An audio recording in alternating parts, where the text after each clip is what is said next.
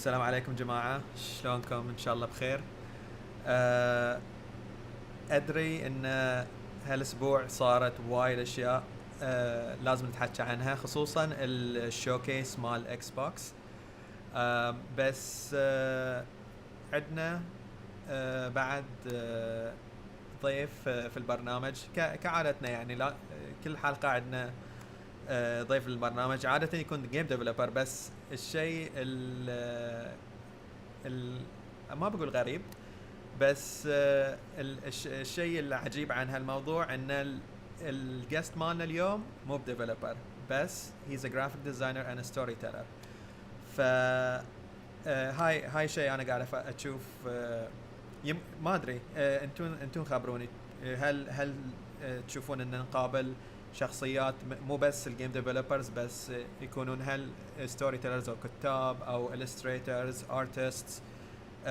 ما ادري، خبرونا ونشوف احنا ايش نقدر نسوي، ونجيب هالاشخاص يكونون part of the community. بعد انتم كجيم ديفلوبرز لازم يعني يكون لكم حاجه لارتست، يعني شيء طبيعي لازم يكون عندك ناريتيف حق الستوري مالك. ف maybe this is a good start for all of us، يعني علشان نشوف يعني على قولتهم going back to basics، ونشوف ايش نقدر نسوي من هالمنظور. ف without further ado بغيت أعرف بضيف اليوم. ضيف اليوم الله يسلمكم أخوي ياسر الحمد. ياسر الحمد is a graphic designer, but it's of his profession, but he is also a chemical engineer as well. Of course, as he said himself, صراحة, we're all Bahrainis, we all go through this. We all have different paths of life. فإن شاء الله تستمتعون بالمقابلة، وإن شاء الله إذا عندكم أسئلة تقدرون تخلونها في الشات، ونقدر نتناقش في أسئلتكم. without further ado أخوي ياسر، أول شيء شلونك؟ حابين نشارك وياكم. قاعدة مسامحة، بس قاعدة تقطع عندي شوي، ما أدري ليش. مسامحة، قطعت شوي، ما سمعتك آخر شيء. الحين أوكي. Now it's okay? Now it's okay. Okay. It always happens on live shows. It always happens on live shows. من ساعة نسولف ما في شيء. إيه، من ساعة نسولف ما في شيء. حزت للأكشن خلاص كل شيء شيء. Okay. حلو. طبعا ياسر الحمد graphic designer و actual artist، يعني painter، يعني مو بس digitally but on paper as well. Oh, nice. Been doing it for I'm 46 years old, so I've been doing it for most of my life. يعني started my you're supporting a graphic design office back in.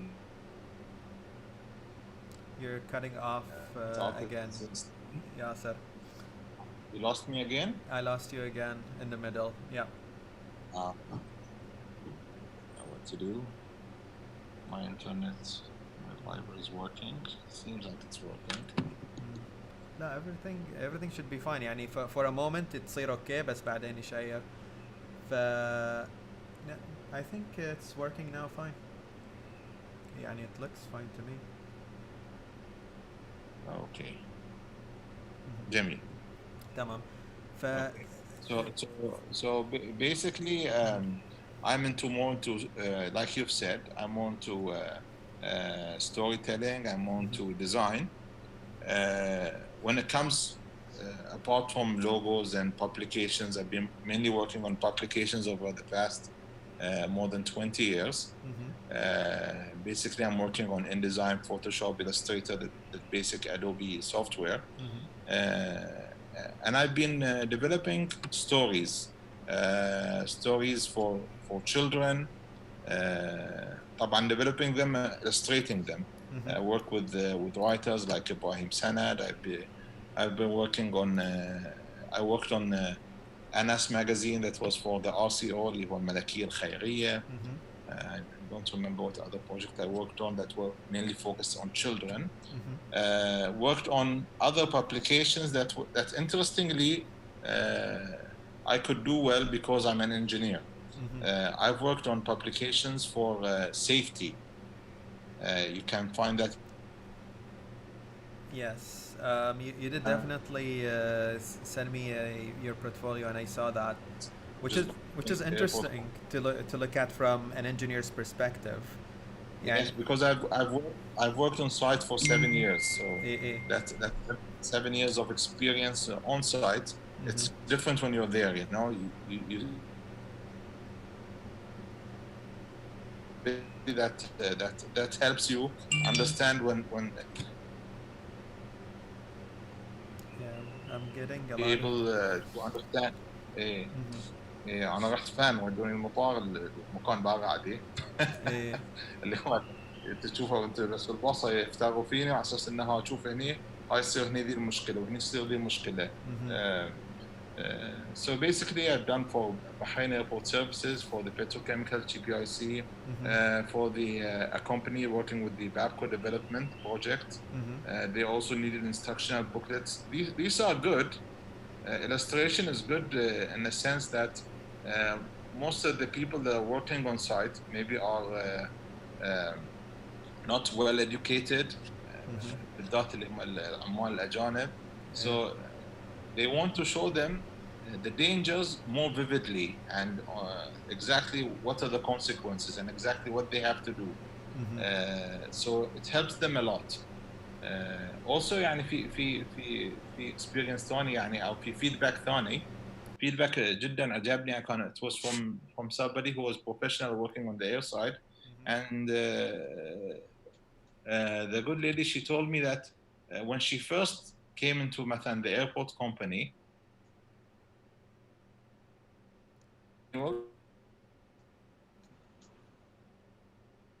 مسامحة أخوي ياسر سوري شكلي انقطع مرة ثانية. Okay. I guess yeah, you're back again. تخيل يعني مين اقول انقطع ترجع مثل كنا ما صار شيء كنا تقول حاس. It is interesting to communicate through graphics. يعني أنا اطلعت على تجارب كثيرة يعني ناس ما قلت لك the feedback was good يعني people they learned a lot instead of looking into the manuals and going on site and seeing they see it in a picture. So that helps a lot. The first people who started this يعني in recent history يعني كان اللي هو Will Eisner. Will Eisner they call him the godfather of American comics, I believe. يعني هذه الشخص he's an illustrator and he's also a writer. So he put those illustration writing into developing his own comics. So basically this guy he developed manuals for the US Army for them to maintain the equipment. Okay, and he illustrated that because mainly in the early 50s those American soldiers they were not so educated, they were not so knowledgeable at that time, but they needed to maintain lots of US Army equipment. So I think so the name was PS or something like that. Yeah, PS Comics. I don't know why they call it PS, but they used it to make the people knowledgeable about about how to maintain equipment without reading through complex manuals. So basically our task is to communicate better, communicate to a bigger group of people through graphics. So that's basically most of the work I did. It's mainly for illustration for children or for companies, communicating messages and communicating information. Other stuff I worked on was publications like newsletters. That's more formal stuff. Not as much fun as doing illustrations, but Job. let's say, It's a job to be done, basically. yeah, it's a job to be done. Actually, I'm working currently. I'm working for Electricity and Water Authority. Yeah. I developed lots of content for them as well. Oh, That nice. was, yeah, and that was away from. It was not at all illustration. Okay. Okay, it was. There was a little illustration, yes, but most of it was like more than 10 exhibitions. Mm-hmm. Okay, overlooked the execution, more than exhibitions. All the graphics are prepared. So basically, you're a communicator. You're not just using your talent to communicate to different segments of people in different ways, through illustration, through designing graphic. Like that's like the graphic designer. He's not an artist. He's a craftsman. Craftsmen will develop products for certain people. Okay, a lone artist, you know, he will be a Van Gogh who's developing art the way he sees it, and that's it. And that's not who we are. We are people developing content for other people. So this is how it works, and that's how you'll see us wearing different hats, jumping between different disciplines. So, any questions? No, that's definitely a great intro to who Yasser Al-Hamad is. ياسر أول سؤال من شفت البورتفوليو مالك شنو أول عمل سويته ولاقى إحضاء من اللي حولك يعني بعض بس بعطيك نبذة بس عن الكوميونتي. احنا هني في انريل البحرين عباره عن مطورين العاب هاي مثل ما قلت لك الباشن مالنا الا ان احنا نبي نطور العاب نعم. وذر ان يكون على الموبايل ولا على الكمبيوتر، ان نبغي احنا نسوي العابنا ونبي العابنا تنلعب من الاشخاص الثانيين اللي يلعبون هالالعاب. ف اول انا ما انضميت لانريل البحرين كان السؤال مالي اوكي لعبه موبايل لعبه كمبيوتر شنو القصص اللي احنا قاعدين نقولها؟ انت كجيم ديفلوبر انت ستوري تيلر، مو بس انه معناته انت بس تشوف هالتكستشر حلو، سويت 3 دي موديل حلو، اوكي this is all good and fine، بس شنو الكونتكست؟ انت ايش قاعد تسوي تخلي هالموديلز تخلي هالتكستشرز حق شنو المسج مالك؟ فاللعبة أعرفه منك أنت كإلستريتر أو كديجيتال أرتست. شلون كانت بدايتك وشلون وصلت للكونكلوجن إن أنا عندي مسج أبي أقوله؟ أوكي، أتذكر في جامعة البحرين اللي درسنا فيها في between 92 and 98. I took an art course. كان الله يرحمه أستاذ أحمد باقر. When you take a course with somebody who is a PhD and he has studied art history and knows everything, you get lots of good input يعني that it's really a life changer. كنت أحب أرسم، وأنا طبعا عندي هواية الرسم، أرسم أشكال كرتونية نفس اللي تشوفها في الانستغرام. كنت أرسم شيء حروفهم يعني طويلة، you know، الأنف الطويل دي it's funny, the long nose is funny. Like are you talking about the curved nose or are you talking about the Pinocchio nose? No, the curved nose. Oh, okay. The big curved, not the Pinocchio. Okay, so basically شافه قال لي ليش ترسم الأنف هاللون؟ قلت له مضحك يعني this is the way I see it يعني. He told me, do you know what this means? What does it mean? What does it mean? It's just funny. He said, no, nothing is funny. Okay, this was anti-Semitism. This developed in Europe when they wanted to point a finger at a Jew or something. They will make him with a long nose. Wow. That's how it developed.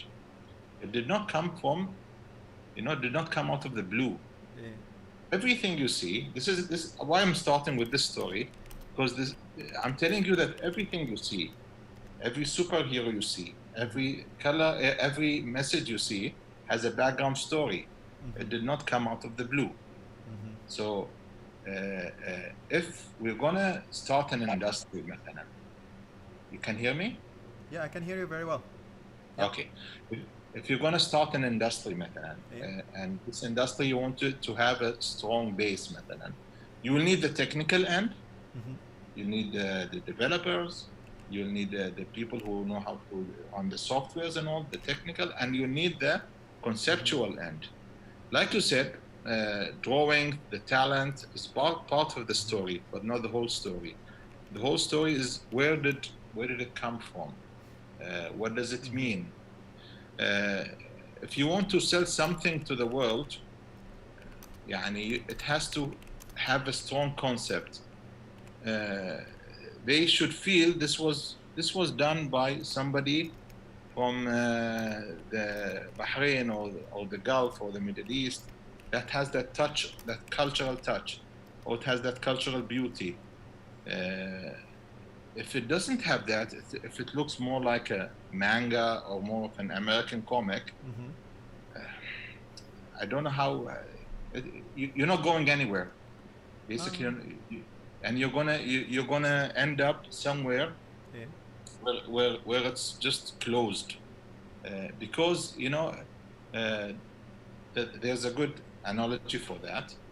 Okay, are you a gushing fountain, or are you just a pond of still water?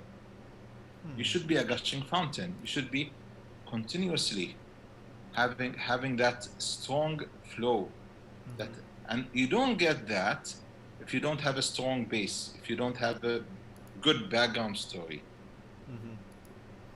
And basically that's the idea. You need a good background story. I see. What was the question again? The question is the question was, what was the first project that got you into being who you are today? Oh yes. The first project was that made me believe that I will have a progress in this career. يعني, was back in '97. I did post the Bahrain airport. They were having the ISO 9002. Yeah. I think so. They won the award, and they wanted to showcase it, and they wanted to promote themselves that we are ISO winners and all. So they needed a number of arts that were friendly, that was cartoony, and they will put them as posters in the airport to tell that they have this award. They have won the ISO 9002, and I remember doing those, and we were working under. I was working under the umbrella of a company called Legend, a graphic design office. Basically, it was a design office full of friends, يعني. Okay. Yeah, where we started together, and the feedback from that project was very good. It was wonderful, actually. And from there, I felt okay. I can do projects that see everybody, or a big group of people. It was displayed in the airport. Everybody sees it. Visitors from outside Bahrain, people within Bahrain. So I was so proud of it, and I thought, okay, I think so. I can work in this area more. Yeah. So that was the first project that's really the ISO 9002 for the Bahrain airport. That was it. Yeah, that's a very big stepping stone. يعني في وايد ناس يقول لك أول project لي كان مثلا في art gallery. يعني عني شخصيا أنا I did exhibit work at an art gallery at one point in my life. That was a big moment for me. And then you just jumped straight up to highlighting اللي هو ال ISO certification حق airport. You know, like that alone is a big jump. يعني بس سامحها علي, هو that was the job that made me want to take a path in the career, يعني. I see. But of course, there were lots of stepping stones before that. يعني I'll tell you a little story. يعني كان أتذكر I had a friend who loves my artwork, you know. Okay. When he first saw me, you know, his name was Ahmed. Ahmed used to see my sketches and go, "Oh, Yasser, I love your artwork. I love what you do." And then he goes and during the summer, and he works for Legend, the same company that I ended up working for. Okay. And he gets his summer training there. He's a calligrapher, and the owner was Anas al-Sheikh, Allah يبارك فيه, Ustad Anas. And Anas, he really pressed him, and Anas is you have to, if you want to look him up, he's one of the great artists of Bahrain, mashallah. Mm-hmm. And the thing is, he came back after that summer course and sat with me in the canteen and told me, Yasser, what you do is rubbish. Yasser, what you do is messy. You should see what Anas does. You should, Yasser, this is not good. And I was so furious and upset. And who's this guy? Who's he talking about? What did he do? So at the same time that year, there was a magazine that was created for our engineering society, mm-hmm. and they were putting my arts in it, and it was being laid out by Anas, by Legend. Okay. So that was a good chance to go and meet the guy. I remember I went over to his office, mm-hmm. and I was looking at him a little upset, because of my other friend. Said, eh? Not because of what he said, because what my friend said. Friend said, Anas didn't say anything. That's what I'm referring to. Okay, exactly. So basically, but then he saw my artwork, and he saw what I can do. I remember it was a small comic strip and some other little illustrations. Mm-hmm. When I see the quality today, they're a mess. Okay, but that was a start. And after looking at my artwork, he said, he told my friend, talk to Yasser, tell him if he wants a part-time job with Legend. Okay. And that was the start. And from there he became of course our sensei, or our master, our mentor, our mentor, and things started from there. Mm-hmm. Basically, so I had a number of good mentors who were conceptual. Mm-hmm. هو لما انا كنت مثلا ارسم القطع والاعقار بالطريقه اللي يرسمونها الاجانب، اللي هو كأنه بس خيطين هاللون فوق الراس، ونزفني. احنا هاللون نلبسه ياسر، احنا هاللون نلبسه. So that was necessary. That was very important. And I thank them for it. Mm-hmm. I thank Ahmed Baqa, Allah yarhamah. I thank Anas. They really told us things that we should take care of. We should listen to very well and apply it in what we do. Mm-hmm. That's very inspiring والله. It's a very wholesome story, أخوي ياسر. لأن having mentors nowadays is very, very difficult. I understand you have a situation at home, but it's okay. We can go with it عادي. كلنا قاعدين في بيوتنا شو نسوي؟ بس مو الكل عنده في وقتنا الحين مو الكل يقدر يحصل منتور. إنزين، مو الكل يقدر يحصل مثل ما يقول لك هاي الصداقة أو هاي الريليشن شيب إلا تقدر تطورك للنكست ليفل. هل عندك أي رأي عن هالموضوع؟ I think so. Today is better than yesterday. Oh, okay. أيوة. Today is better. Yesterday to get this book or to get this mentor, you have to get in a car and go to that place and try to find what you want to find. Mm-hmm. Today it's at your fingertips. You should only be a better reader. You should know the keywords, what you're looking for. The mentors are out there. The mentors can be a book you read, can be mashallah, any direction you want to go to, you'll find the people, you'll find the key names. Mm-hmm. But the key is this: you have to have that idea in your head first. This is what I'm talking about. You should have the idea that, okay, I need to go in this direction. I need to learn this. Mm-hmm. I need to look into مثلا Islamic miniatures if I want to look what they developed in the past. Mm-hmm. You can look into the mangas مثلا, see how they developed. Okay, you need to look into the history. You need to understand the messages. You need to know where Superman came from. Mm-hmm. Okay? You're definitely right about that. Getting to the origin of it is definitely an essential part of the process. بس my next question is about game development, and I know that that's a field that you haven't touched, but that's a field that you're interested in terms of storytelling. ف I lost you. did you lose me? I'm here. I'm still here. You said I was it's a field I might be interested in. Yes. Okay. So game development is a field that you're interested in, but you haven't delved into yet. فمن منظوري أنا أول سؤال أبغى أسألك عن هالمجال.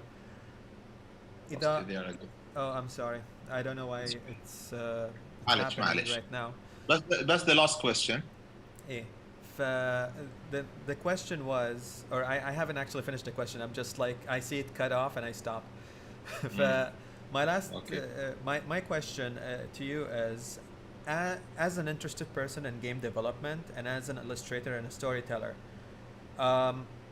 what are your thoughts about the process? My thoughts about the process. Okay, if I'm going to work like with the developer, with the team of the, okay. Basically, what I'm gonna try to simplify the question because I think it's a very broad one. Yes. Let's say you have an idea, you have a story, and you have a general idea of how it would look like. Do you have an idea what the scale of the operation would be to bring this project to life? Okay, basically, if I have a good story, but it's a story, it's not a game. Yeah, it's a story. Yeah. Okay. يعني from my discussions with Yusuf Bahazar, يعني gaming is another field يعني that needs to be. If I'm going into it, if I want to develop a storyline for a game, I have to study about it. I believe يعني. That's why I don't go into it because I'm not ready for it. But if I'm going to work with somebody, I'm going to give him the storyline. What's important? I'm going to tell him like what is our protagonist has to achieve. Okay, and then he will tell me more about how can we make this work as a game. Okay. And now I'm looking at like how two brains are working together, and then once that concept going back and forth between the let's say the developer, the game concept developer, and the storyteller. I'm giving them names, and back and forth they will develop this game as a concept, and basically I can do the illustrations for it, the sketches for it. Again, I'll show him those sketches and see, Yasser, this works for video games, this doesn't work for video games. Going back and forth until we get those concepts right, those sketches right, and then we go to the next step where we have a bigger team. Where we have a bigger team and we can elaborate on things. I think so that's how it should basically work. Starting with two people who are mainly thought developers and then going further into the details. Of course, game development has a lot of things to delve into. There are a lot of layers in terms of design that they have to put in. Of course, the art is a very important component. As Yusuf Bahazar is actually in the chat and he's saying it takes a lot of planning. Art is one of the most important components to have in a game, which I definitely agree with. بس behind the art كأنك قاعد تبني بيت زين التسليك الوايرنج داخل الأطواف الكهرباء الماء كل هالأشياء لازم تفكر فيها. أنت قاعد تقول قصة صح بس المودلز مالك they have to reflect that story بالموفمنت مالهم. الشكل هو الارت مو مشكلة بس الموفمنت في الانفايرمنت اللي انت قاعد بتخلقه هاي كل اشياء تعطيك مثل ما اقول لك اجزاء من القصه. لو انا اقرا قصتك من كتاب وكان الجزء من القصه يمكن ان قاعدين في البيت في الحوش مال البيت مال الاول وقلت انه هاب هوا وطار الغبار ولعوز الاوادم زين مثلا انا قاعد احط لك سيناريو بس الحين لنتي داخل في الجيم هبة الهوا هاي فيزيكس انزين أوكي. لازم تدخلها في الجيم هاي كود. بعدين البارتيكلز مال الرمل هذين كلهم حبيبات لازم تركبهم واحده واحده. انزين صدق حبه رمل بس في الاخير انها هي فاليو، فلازم انت you have to design that value. فتخيل لاي درجه انت بتقعد تركز على الديتيلز وانت قاعد تقول هالقصه من ناحيه فيديو جيم. يعني اذا بتروح حق مسلسل اوكي عندك الممثلين وعندك السايت مال الشوت وبس سفلة الرمل وعلى قولتهم الله يكمل الباقي يعني. والكاميرا والكاميرا شغاله. انت في الديفلوبمنت فيز استغفر الله انا بقول هالكلمه بس انت كأنك انت الخالق مال الموضوع. انزين فانت اوكي. هو على فكره كلمه خالق there is no argument to it لان تبارك الله احسن الخالقين، فانت قاعد تخلق يعني بس ان احسن الخالقين فوق. صح. اوكي. but you are creating something. yeah. ايه ف you're creating it from scratch without any physics, without any other elements that are into it. فتخيل اي قد شغل بيكون عندك علشان انت تقول ابي اسوي هبة هواء، بس هاي سالفة هبة هواء هاي اي قد شغل علشان تسويها في الموضوع. سبحان الله، تخيل انت قاعد تشتغل قاعد تسوي هبة الهواء هذه حق لعبة that does not have a good concept. كل هالشغل تتعبه and the end of the day the game is not that appealing. That would be I mean المشكلة في in our day and time الكل عنده التولز يسوي games انزين، بس هل هالجيمز لهم معنى؟ هل هالجيمز لهم يعني انا احس ساعات يعني اروح في الجيم لايبراريز واشيك العاب يعني ديموز وهالسوالف واقول يعني ليش ضيعوا وقتهم يسوونها يعني. بس انه صحيح. اذا تفكر فيها تقول هذا الشخص عنده قصة، هذا الشخص كان يبي يقول قصة، يمكن كان مثل ما اقول لك المادة ما ساعدته، يمكن انه ما كان عنده الوقت، بس هو قال انا هاي بزنس انا ابي اطلع برودكت. هاي بعد مثل ما اقول لك جانب ثاني لموضوع القصة، انه هل انت بتنظر الموضوع ان انا بس ابي اطلع قصتي للعالم ولا هاي بزنس؟ في النهاية الديفلوبر يحتاج ياكل، انت تحتاج تاكل من المشروع. صح. it is true يعني we need to make a living out of it, but then if you want to sell, if you want people to buy, you have to have a good product. صح. يعني هذه في ناس سووا لعبة هذه هاي اللي نزلت من فترة Cuphead. إيه I love Cuphead. It's a beautiful game. It's a beautiful game. Cuphead is something it's based يعني they got they developed it based on the animations of the 30s or my 20s or 30s early, and it was wow يعني they had a dream. I think so. This was, I saw the documentary. This was their first project, by the way. Yeah, it's an independent studio with two brothers. Two brothers, and they had this fantasy that they want, and they يعني رهنوا بيتهم وسووا يعني سووا مشاكل حق نفسهم عشان they bring out this product. It was not easy. It wasn't easy. لأن خذوا في بالكم إن مثلاً computer animation is a lot cheaper and faster than traditional animation. فهاي ووراه إن it's a video game يعني أكيد خذوا وايد وقت عليه. بس Cuphead واحد من الأمثلة إن it actually pays off. يعني في شقد ألعاب للأسف they dedicate their time and their effort وبعدين في ناس يا ما يعرفون عنها أو بس they don't care for it يعني. It's a very cutthroat environment. إيه يعني خدتهم اللعبة 4 سنين بروحهم قاعدين بس يشتغلون على مشروع Cuphead. 4 سنين is very short, but still يعني it's very difficult. And it's very short compared to most games. True. But what made it successful? This is the question. What made it so successful? What do you think? يعني مثلا أحمد ليش تظن اللعبة ذي نجحت وبين ألعاب وايد يعني؟ صراحة يعني اللي أنا لاحظه في الألعاب in the community اللي يخليه لعبة ينجح أو أي مشروع يعني سواء إنه فيلم أو كتاب أو ما أعرف شنو بأبسط شيء التميز. Sometimes just do something that's been done. يعني sometimes you can just do something that's been done a long time ago and then when you bring it back يعني الناس بيموتون عليه، الناس بيحبونه. بس اللي خلاه يعني what made it so successful in essence is fun. And the Cuphead is a very fun game. حتى لو صعب كان صعب and it's a very difficult game. But it was a very fair difficulty.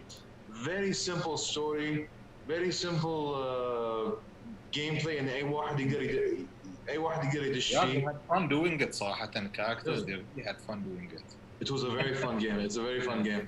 ساعات مثلا في العاب انا احب مثلا these story driven games و shooters ما شنو مثلا gun games كلها ذي.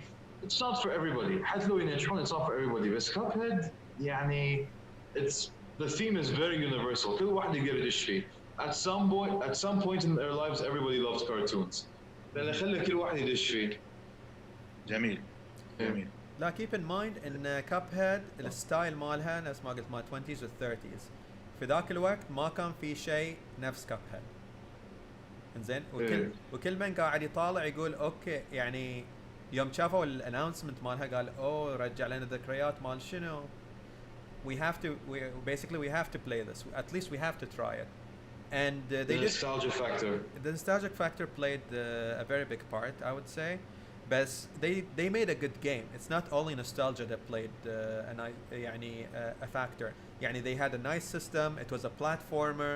The art design was incredible, especially with the platformer style. يعني kudos to them. يعني they did a very good job. Phenomenal. I have a question from a viewer. His name is Couch Party Studios. Would you want to work on a game project? The bonus is using your style. So I think what he means by his question is, if you want to work on a game project, your art style is basically the selling factor to it. يعني I play a lot of games that focus on certain mechanics. For example, ما أدري ياسر, do you know what RPG means? RPG هاي كنا سلاح لا؟ صح بس it's an acronym for not wrong, it's an acronym for role playing games. اوكي هي نوعيه من الالعاب اللي تخليك my gaming literacy. I know يعني لازم تتعلم بعد الحين داش على شو اسمه مشروع لازم. ف RPG means شو اسمه role playing games. معناته الكاركترز اللي عندك في اللعبه كل واحد له دور علشان يسوي اكشن معين. فهاي نوعيه الالعاب اللي تعجبني. ساعات الارت ستايل ما يكون له هناك, بس ساعات القصه والجيم بلاي يغطون على هالشيء. بس يعتمد اي قد القصه لها معنى يعني عند الشخص. فهاي a question that I think if you have a story you need to think about, will this game be or will this story be given in the right medium. يعني يمكن through our discussions مثلا وناس ما قال أحمد يعني وناس ما أنت قلت موضوع النوستالجيا مثلا that can be a factor. يعني something that's coming from the past and has a strong background story and it's universal. Another factor. So nostalgia, universality يعني what's universal, what has a nostalgic value. These are two factors that will make a good game, I feel. يعني it's a factor that just makes a good product in general. يعني لأن مثلا there are some games that are really good games but they don't even sell as well as Cuphead. Then يعني you have to be a specific type of person to play مثلا that game. يعني في لعبة ما أعرف إذا تعرف عن اللعبة يا ياسر, بس في لعبة تو نزل اسمها Ghost of Tsushima. يعني it's on PlayStation. الناس يموتون عليه, بس it will never be as financially. I don't think it will be as financially successful as Cuphead. لأن you have to be have like a specific taste. Like it won't be for everybody.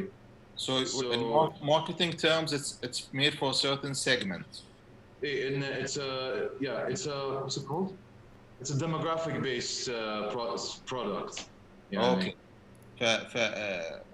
Okay, that's not bad if you're targeting a certain group of people or a certain age group. بالعكس, it can work in that way. but I feel it's a good value for our discussion to come up with certain set of values or set of inputs that will make a good story. That can be a good outcome of our discussion. That Stranger Things that came on Netflix. Oh my God. Oh yeah. Nostalgia Strange. elf. إيه. And especially for a guy who grew up in the 80s. I grew up in the 80s. I'm older than you guys. And I was in the age of those kids, إيه. the heroes of the story. And it's lovely to see it. There's big nostalgic, feel about it for me. The kids might like it because of the storyline and all, but it has that strong input into it. That if we have a story that comes like they do it in the movies, they'll put it in a certain context, in a certain time and place that it will work well. Like putting it in World War One or putting it مثلا, if you go back to history, we can احنا حروبنا مع التتار يعني. There's lots of, by the way, there's lots of knowledge there and lots of information there that's not being utilized. صح. What weapons they used. نفس الأيام مثلا الحين هو مع اللي هو يوم فتحوا مسجد آيا صوفيا، شنو القصة؟ شلون حاربوا؟ How did they go up the mountain? في أمور وايد details that if we go into, there's lots of material there and there are lots of let's say setup there for a good story to be put inside that zone, inside that area. So that's another, how can I put it? That's another way of building a good story, is that to put it in a context that everybody knows, everybody's familiar with. That can be, I think, so a third or a good input to make it nostalgic by putting it not more I think so more interesting, because nostalgic has to do with your own memories. So make it more interesting by putting it in a context that's interesting to a big number of people and they all know about it. I definitely agree with you. And basically your client base wouldn't be just the people who feel the nostalgia, but there are new people that came into this world that are playing video games. If they play these games, at least they learn something while they play them, right? I think that's a very important factor. And there are a number of video games that play a very great role in teaching history to people. In terms of, I mean, I don't know, like anybody OG in the chat that played the Age of Empires 2 and the يعني الكامبين مع صلاح الدين كان يعني had one of the campaigns that I would never forget. Civilization is one of the other games يعني that adds more of an economic perspective to raising a nation. But these are all good values that an individual should understand and an individual should know. There are a lot of games out there. But our focus on this conversation is the story.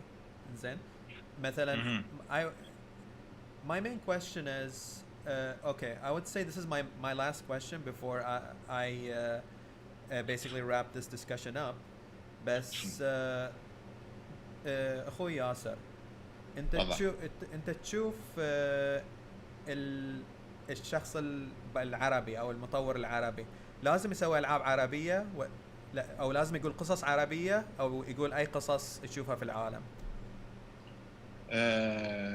في الاساس لازم يقول قصه فيها strong values because he comes from a culture خلينا نقول مو بالعربي هو خلينا نقول الشخص اللي هو comes from an Islamic background Muslim, he should tell a story that reflects his strong values. We have very rich values ما شاء الله. So we should tell a story of high values, but the creative part is how to put it in a story.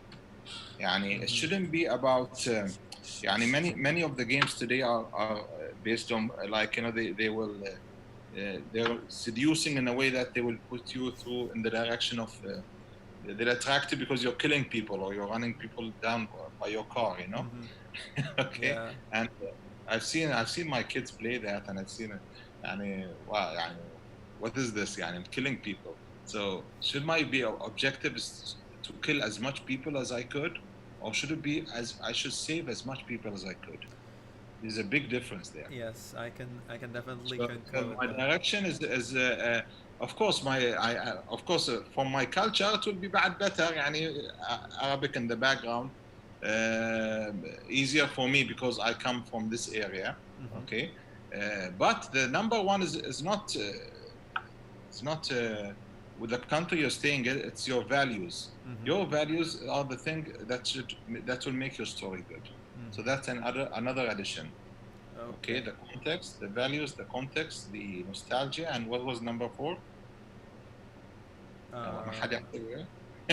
No, we just discussed it. I mean, yeah. it's we discussed the values last. I'm sorry, I didn't get to the first one. So it was the values, the context, the nostalgia, and the story itself, or the storyline, I believe. I thought that was the game mechanics, but yeah. The game mechanics. See, the game. I have no discussion to the game mechanics. Yeah, I know. But you know, it's like you shouldn't pour water into an inverted cup. Yes. All that energy should be for a good reason. I know. I understand that for sure. I very much value the investment and the people who develop online. I really, but it hurts me when I see some people having put so much energy into a product that will not add so much value. It will not add, maybe it will not succeed. Why? Because it doesn't have those sets of initial requirements, you know. Okay. Oh, we have that in games as well. يعني مثلا there are a lot of games like this, especially those يعني مثلا ألعاب FIFA اللي ينزلون كل سنة, and there's nothing new except مثلا the graphics. Bس unfortunately وبعرف إيش قد الناس they just buy every copy every year. Yeah. I went through that, yeah. Especially the soccer, yeah. Yeah. Of course. Winning 11 and all, yeah. That's true. All right. To wrap it up, أخوي ياسر, هل عندك أي yeah, of course we want to know your thoughts after this discussion. But along with that, I want to basically know if there is something in the pipeline for you.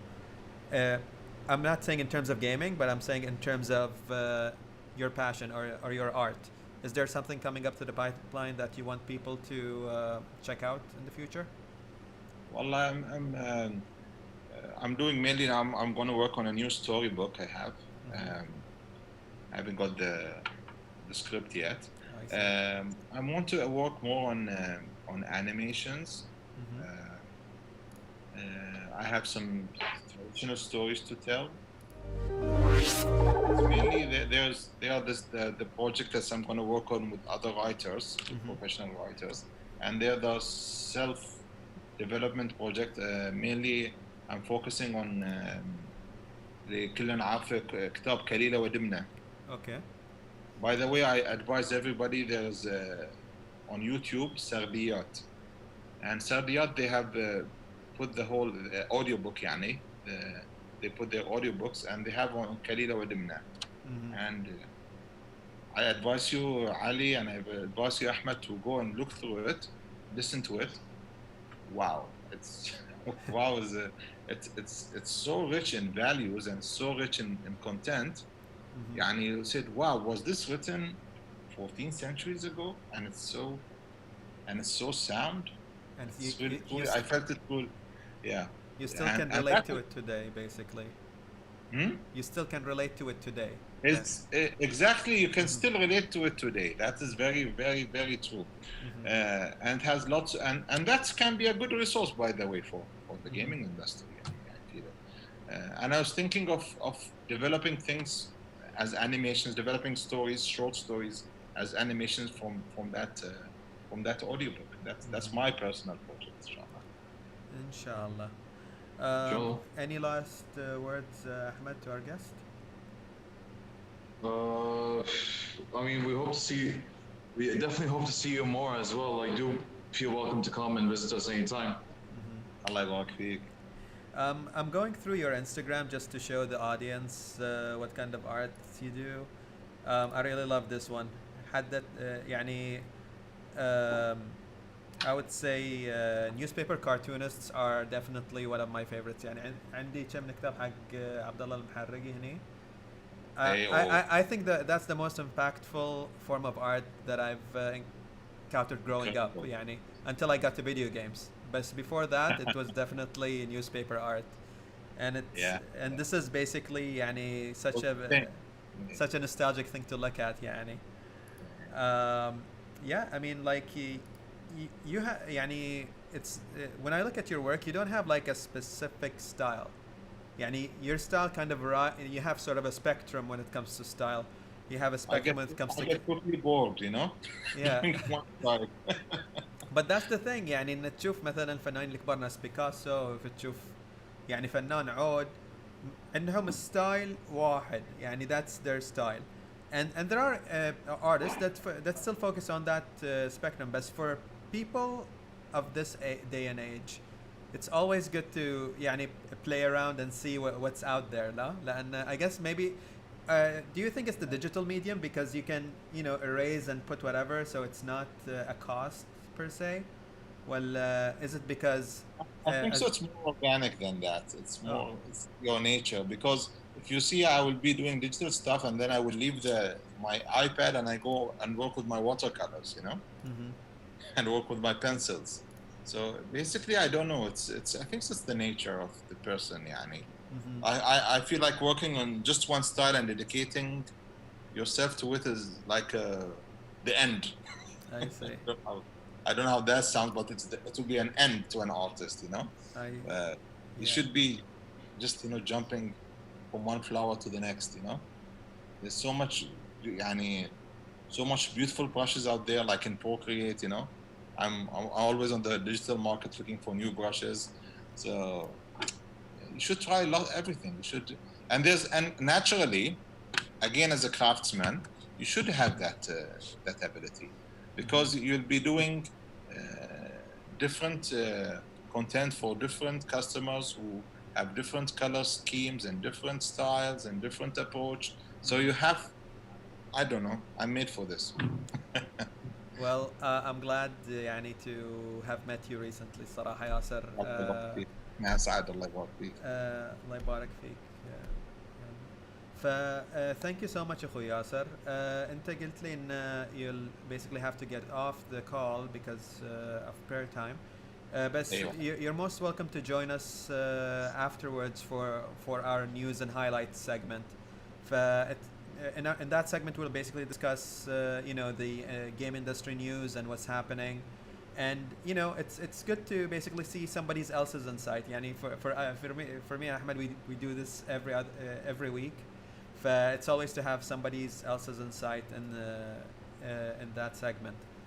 We look forward to have you again shortly. Well, it'd be nice to have more discussions. يعني my point just to my last word.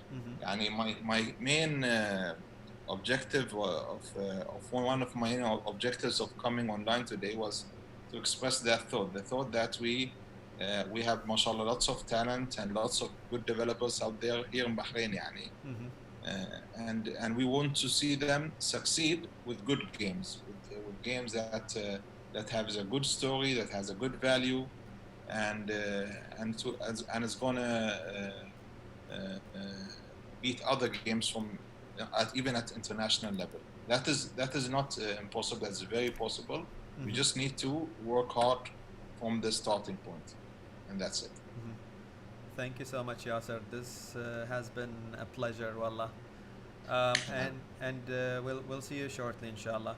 Jama'a, I posted Yasser's Instagram in the chat if anybody's interested in getting his portrait done.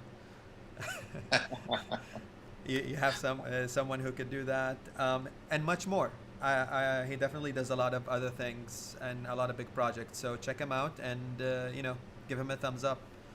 Thank you, Yasser. We'll basically move from here to the news segment. Yeah. So just Thank you. just go on a break. I'll see you soon, inshallah.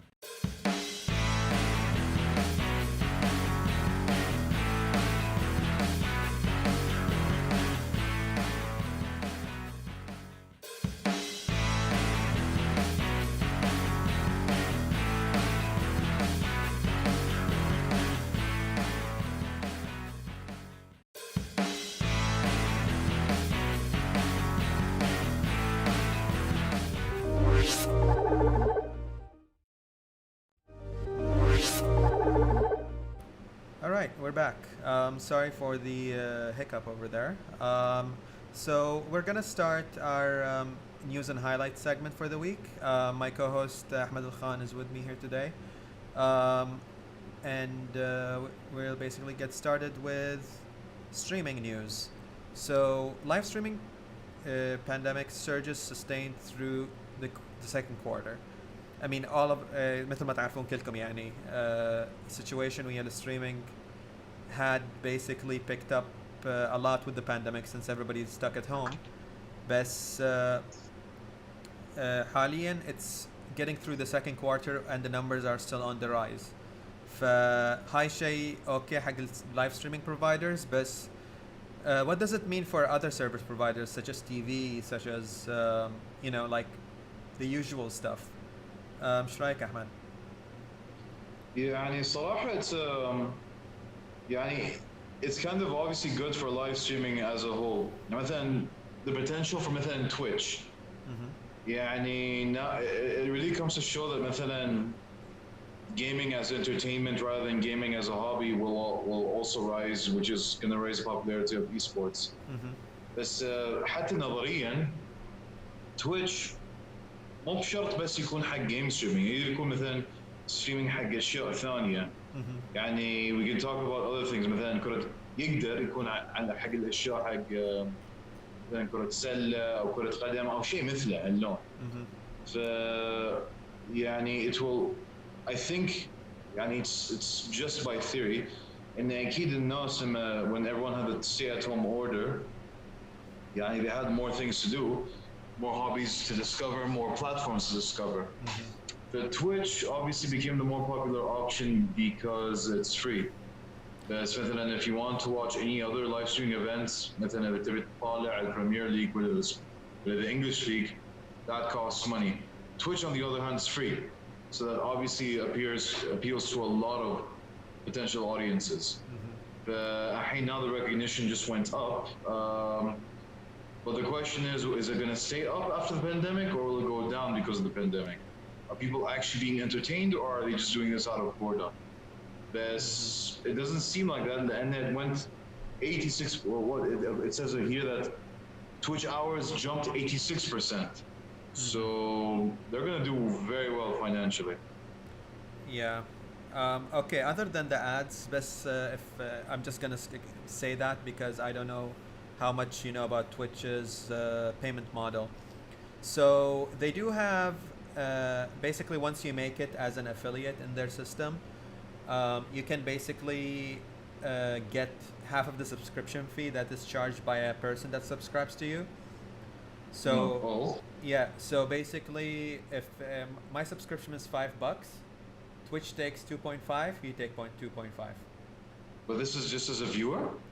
No, as a subscriber. So if you're coming to view the channel, it's free. But some people some people come and support the channel, which are subscribers. So when you click that subscribe button, you actually pay $5 to Twitch, to have that subscription in place. يعني YouTube has a subscription base where you get the news of the content creator, but there's no paid fee basically. In Twitch, if you want to subscribe to a creator, you pay money. Though you can watch their content for free, depending on the person. Twitch has enabled in recent history, I would say like 4 months or 5 months ago, the ability for people to have their streams exclusive. So if you're not a subscriber, you can't view the stream.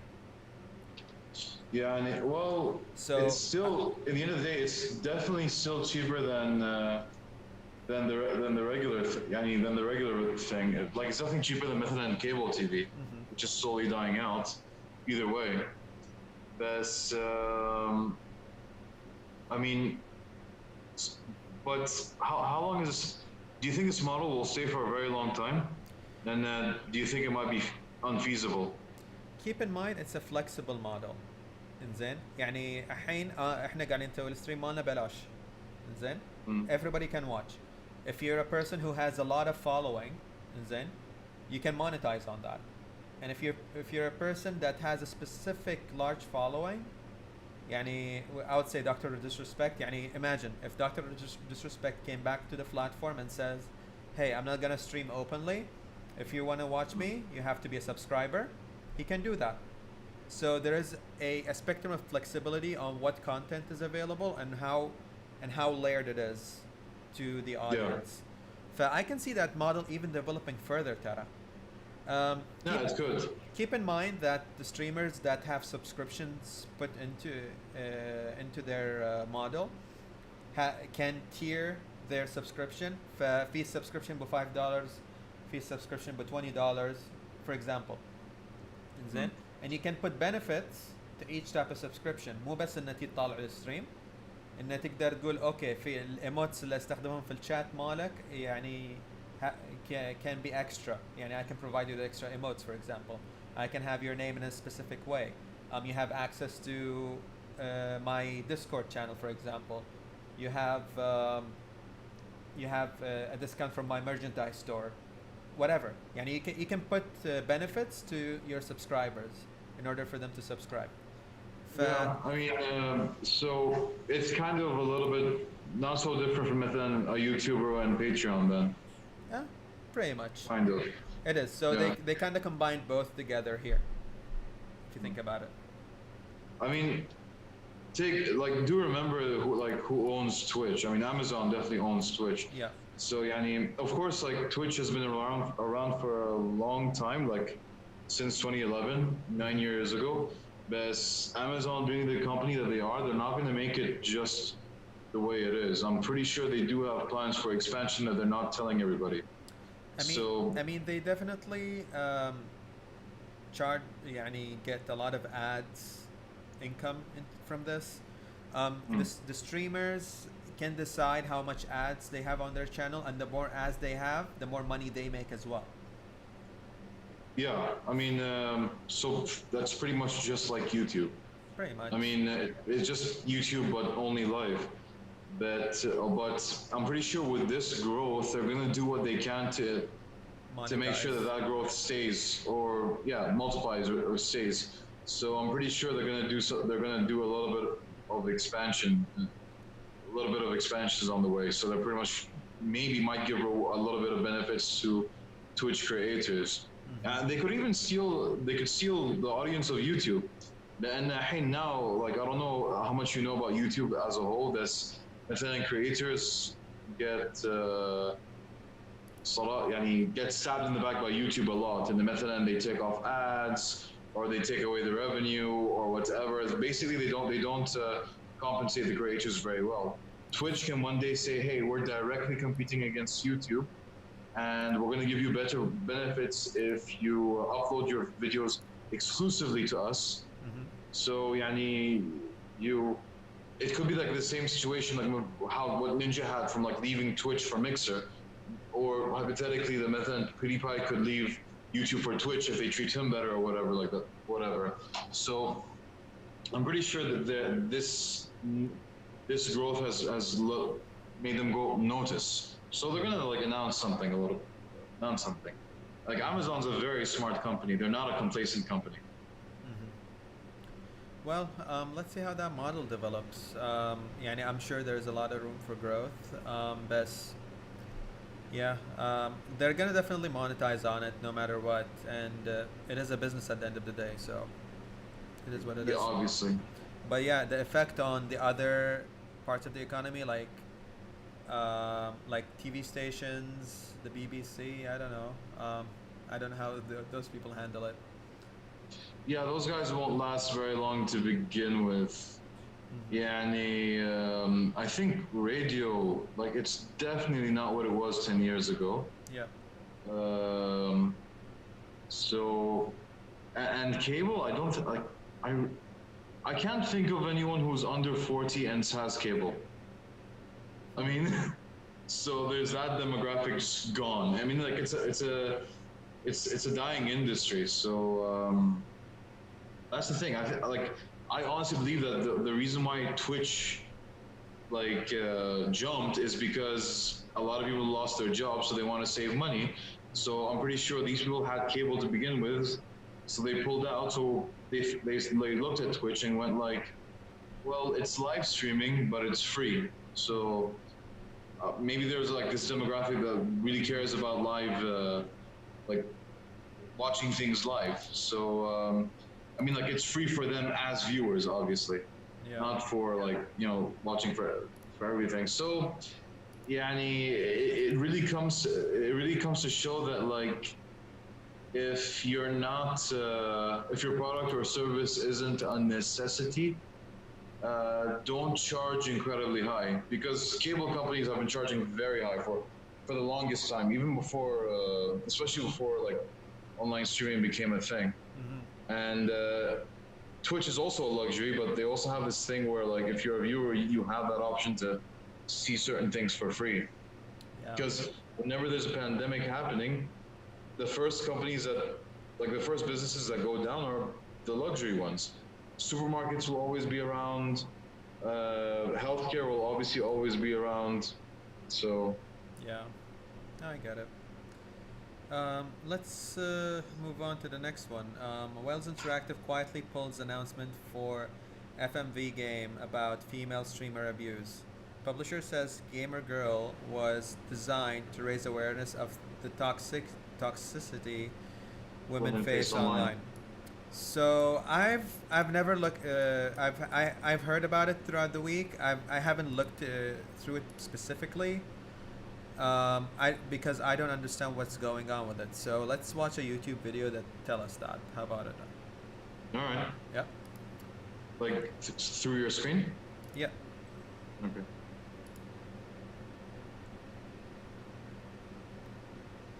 So this video is Peggy 18. Okay. You just say, yeah. Hey everybody! Okay, cool. Water time, break time. All that junk has been taken out my stream. Oh, come on. Imagine you're a moderator in a Twitch channel. That's what the game is. Moderator, what do I do? Like, It's a game about a Twitch moderator. Yeah, you're a Twitch moderator, and you're moderating the streamer basically, and she's the streamer. That's literally the Yeah, game. maybe. Yeah. Yeah? I know. What do you guys think? You got that, guys? No. Okay. I mean, there's a game about how you can date Colonel Sanders on Steam, so I don't know why that shouldn't exist. I mean, like, that's the beauty of games. They're always weird. By the way, I still can't see anything. You disabled the screen sharing option, I think, from my side. Oh, sorry. Yeah. Just gonna make sure he's okay. You good? Okay, I see it. Yeah, I see it. But I don't hear anything.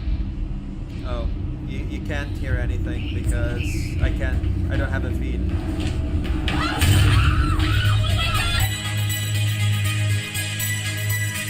Okay, so the actual name is Gamer Girl.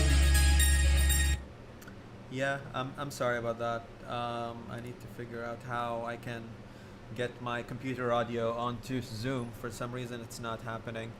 But No, it's fine. I mean, like, so I get the gist of it. So it's live action from what it looks like. so it's basically like you're a moderator for a streamer, and the streamer Okay. is a girl. So that's the name of the game, Gamer Girl.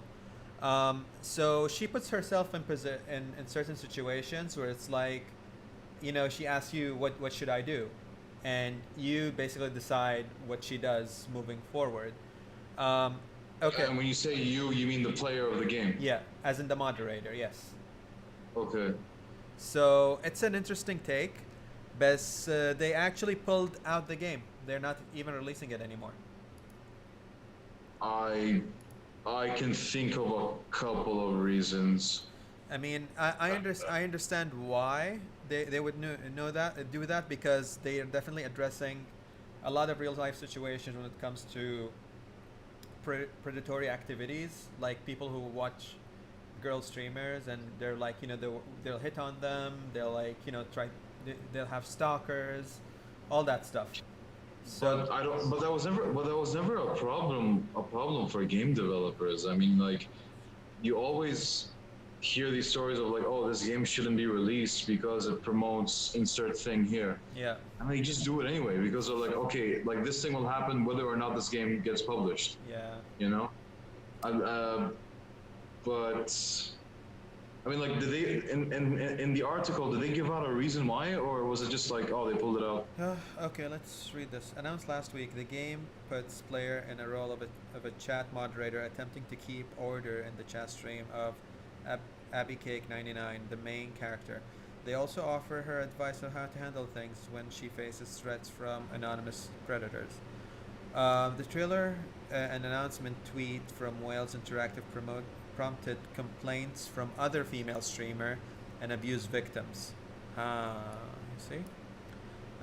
PC Gamer reported the publisher attempted to address the concerns with a statement via Twitter, but has opted to remove all announcement material.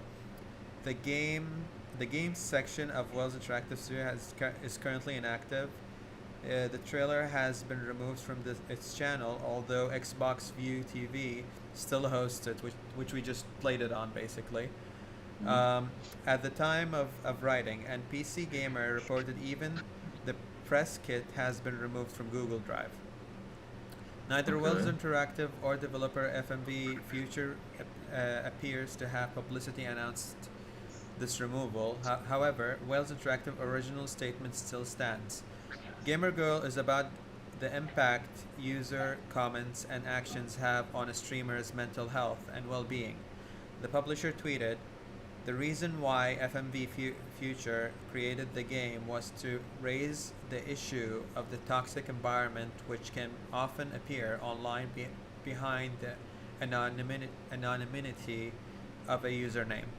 So, I mean, they did put out the game in like what seems to be in good faith, but I guess like people who face these issues on daily basis looked at it as like you're profiting off of my suffering kind of thing. I mean, I don't really know. To be honest, I don't know how much they go through. I mean, I always imagine like the worst. Maybe obviously there are some extreme cases, just like in any other industry, but I think most of them just go through someone being perverted in the chat, like through the chat. I feel like that's as far as it goes. I mean, how far does it go? Like, do they find them their houses or something like that? Okay, I have a guy streamer that I watch regularly. He had a stalker. He's a guy. A guy. And he's not an attractive guy, dude. Wow. He basically had somebody. So what was that guy's mistake? He was basically trying to stream off of his phone for the first time, and then he's a big streamer, but he never streamed on his from his phone before. And then so he kind of figured it out, and he was like, okay, let's take the chat, on a drive. So he basically kept the phone, and he was driving around, and then the moment he basically picked up the phone, he got out of his car. He wanted to enter his house. He picked up the phone. the phone showed people the face of his house, and one of his viewers figured out where he is. Oh, wow. So, I thought you meant. so I thought the- you meant it was so. I thought you were gonna go in a place where like this was something really sophisticated, like someone hacked his phone. Yeah, and he. No. It's basically they saw where he was, and they figured out where he lives. تخيل. Since then, the stalker was basically initially he came, knocked his door, and says, "I'm so and so, and I want to be your friend." Knocked in on his door Yeah. and just said, "I want to be your friend." Yeah, basically. Dude, last time someone asked me that question, I was 7 years old. Problem is, like, okay, you need to basically dive back to what's the relationship of that person with the streamer. Like that, this person watched the streamer for 3 years plus. This person paid donations to the streamer. This person put money on the line because he liked the guy and watched him all the time. So when the opportunity came where I can actually meet him in person and he's in the same city that I'm in, and then he jumped to it. And the guy was like, pretty vocal about it. And he was like, you know what? Like, I think I need to go to the police about this because when I first encountered it, I thought it was not a problem. But when other people, get affected by it, then there's a problem. Basically, people who would come visit his house, imagine this guy's camped outside of his house. He will question every guy that goes to his house. He's like, "Who are you?" I'm like, "I'm his friend. I just want to get to know him better, whatever." And I'm like, "Why would you do that?" Like the guy streams content on a gaming platform, and that's his job, and you trying to get to be part of his life, that's kind of fucking twisted. Yeah. It's the same thing as celebrity worship, Pretty much. Like sometimes you worship someone who does something very mundane, like sing songs or act in a movie. Sometimes they're not even that good at what they do comparatively. Yeah. And you just have people that are in a place where they want to worship, that just want to, they look at someone that they can look up to because like for example, that guy, let's say Kevin Hart, let's use him as an example. I can't think of any stories where he's had any stalker incidents, but there are people who love Kevin Hart, right? But they don't love the guy himself, but they love the legend, the persona of Kevin Hart. Exactly. That someone so funny in this world exists, and that's probably something that person goes through. There's an idea. There is a mythical there's a mythical idea about that person. So, and humans have had this since tribal days. Yeah. So, and the extent that people would go for this, I mean, it's bound to exist. Even outside of, what's it called? Game streamers, And I think it's obviously specifically worse for example, these gamer girl types, especially when like because like especially if they're attractive and they're very provocative. I'm not saying like obviously they're asking for it or anything like that, but like especially when they're provocative or something like that, because you'll attract people like that and people who don't understand boundaries as well, Yeah. Because a lot of people don't grow up with the notion of boundaries, especially when most of their relationships are online. Yeah.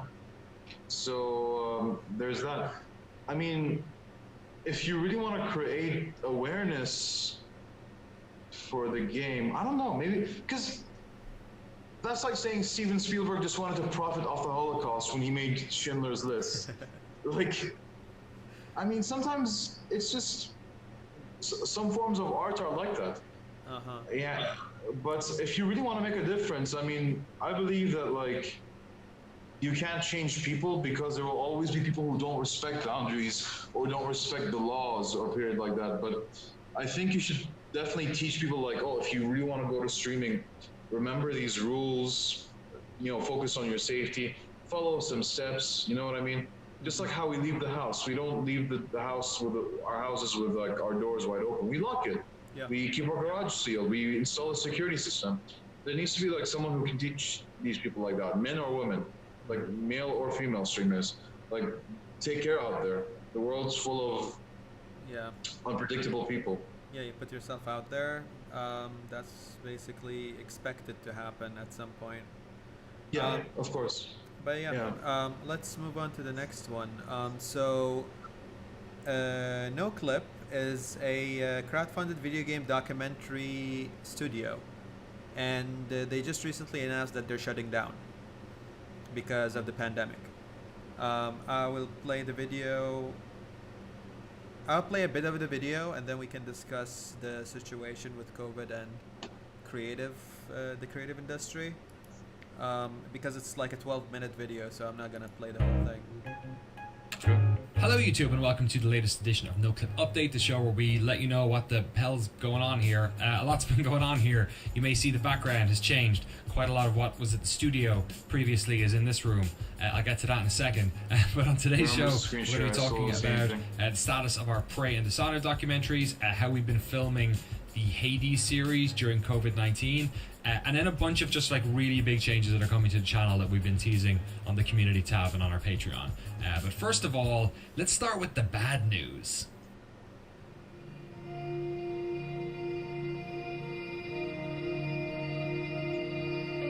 Hey, what's up? Sorry for the bad camera quality. I'm kind of a bit light today. Just have the essentials. Today sucks. Today is the day we're moving the big furniture out of the studio. We started at the studio. We got the keys to it last October. Hello and welcome to No Clip headquarters. Our neighbors are nice. Jeremy's frolicking. We filmed some really cool stuff there. The Hugo Martin interview. A bunch of podcasts. We're setting the whole thing up as like a place where people could come when they were visiting the big game sites like GameSpot and IGN across the Bay Bridge in San Francisco. But obviously COVID has made it impossible to use it. So we've not been using it for 3 months, and it's been bleeding us dry with the rent costs and not being able to utilize it to get people in. And I decided a couple of weeks ago to pull the plug because we don't think people, like, even if we could get back in there and start working, we don't think people will be doing press trips for God knows how long at this stage. And we've been editing remotely from home, and it's been going well. You know, most of the Outer World series was done from home. The Arcane stuff I did all at home. Jeremy's been editing a bunch of stuff at his place. You know, we've had our editing suites in each other's houses for a long time now, so yeah, we've kind of gotten used to it. So I'm back at the U-Haul. Patrons will remember if you were... Well, this is a sad video, man. Yeah, and to see somebody who created something out of nothing and then watch it crumble. Yeah, it's very sad to see that. I mean, it's obviously not a rare case. I mean, statistically, 8 out of 10 businesses fail. You know, so people really underplay how easy it is to just start something. Mm-hmm. But I'm pretty sure, like, what's the founder's name? The guy that was in the video? Danny something. Sorry. Yeah. Like, I'm pretty sure they'll all have futures. They'll have other jobs. I mean, like, it's easier said than done now because of the pandemic.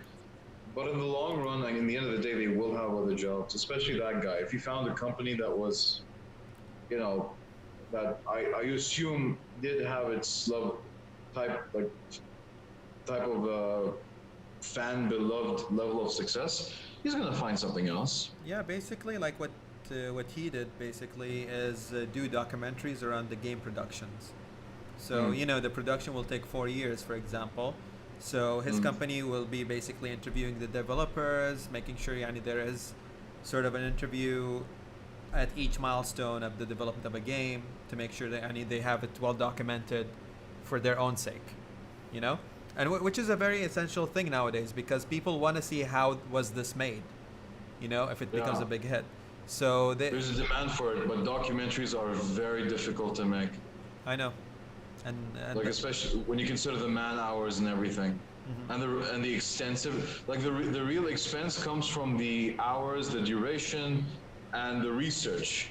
So maybe that lack of stability just make him go bankrupt. But Yeah, but basically, like from what he mentioned is like he can't host people in the studio anymore, so there is no point of having a studio.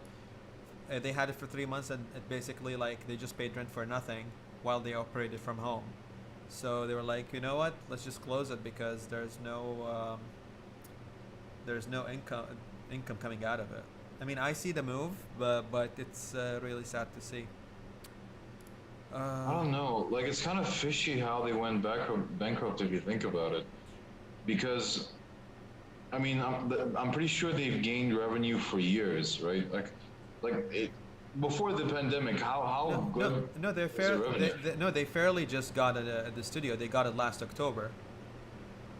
Oh. Yeah, they're fairly Oh, new. okay. They're fairly new to So the they're business. not even like a profitable business yet? No, they basically just needed the space to basically do their podcast, get people in, sort of Oh. have a face to their business, and it kind of fell back down, which is a like I mean they. It's a shame. It's a shame, but But it's not the end of the world, given their yeah. like they look like established people, so they'll always have other jobs and everything like that. Yeah, for sure. I hope they find their way around this. Yeah, I wish. Yeah. So the next piece of news is Suikoden creators launch Rabbit and Bear Studios for crowdfunded JRPGs. So you do know what JRPGs are, right? RPGs, yes. JRPG. Japanese RPGs. That's what JRPGs are. Oh, okay. So I'll just keep this shared so you can see where I am. basically, Final Fantasy. Basically, so if they basically Suikoden is a I think they're a what do you call them? I don't know why it's the name. They're kind of like a company that organize they're developers, but they're better known recently for organizing game shows for independent Japanese developers. Of course, we know Sony, we know Nintendo, we know Capcom, we know Sega, but what about the other small boys in the game? So these guys are basically trying to help those guys come up. So yeah, they just launched a new studio so they can get more JRPGs out for the public, I guess. I mean, I don't know. I haven't played an RPG in years. Is there still a market demand for these things? Dude, I play RPGs all the time. What are you talking about? Yeah, but like, how high in demand are they? Really? Pretty high in demand, I would say. Yeah. And RPGs are like, I don't have a statistic right now, but if you want me to pull one out, I can. Yeah, sure. I mean, because like now when you hear stories about how platformers are dying, I'm like, in my head, I'm just like, okay, platformers are dying, but RPGs are still a thing? Why haven't we seen more high profile? Well, they're not seeing more of them. Okay, there's a specific one for the Xbox. Really? Because one thing I know that doesn't mix well is Xbox in Japan. Yeah, but they're trying, Tara. There is a JRPG MMO that just came recently to Xbox. It's called Fantasy Star Online, and it's that I know about. and it's been doing pretty good, honestly. It was received pretty well. So let's see this form and what they say about JRPGs. Oh, error. Okay, so these would be okay. So we're talking Final Fantasy. We're talking about like basically all the role-playing game. Valkyrie Profile. Did you play Valkyrie Profile? Nope. Okay, I did. Last RPG I played was like, I don't even remember what it was, but like I know that it was in 2006. Mm-hmm. So like I am completely like not the RPG guy. Oh, but I know Chrono Trigger. Yeah, so Obviously. Chrono Trigger was one of those. But keep in mind, those are the big ones. Yeah, and they're basically showing you the ones that are. We're obviously talking about like small guys here. Yeah, so small guys that want to make it out, it can be very difficult. So the studio is leading the way and doing that work. Yeah, I guess it's a good thing, if nothing else. All right, moving on. So the next piece of news, this is management stuff. Ubisoft's Quebec managing director steps down.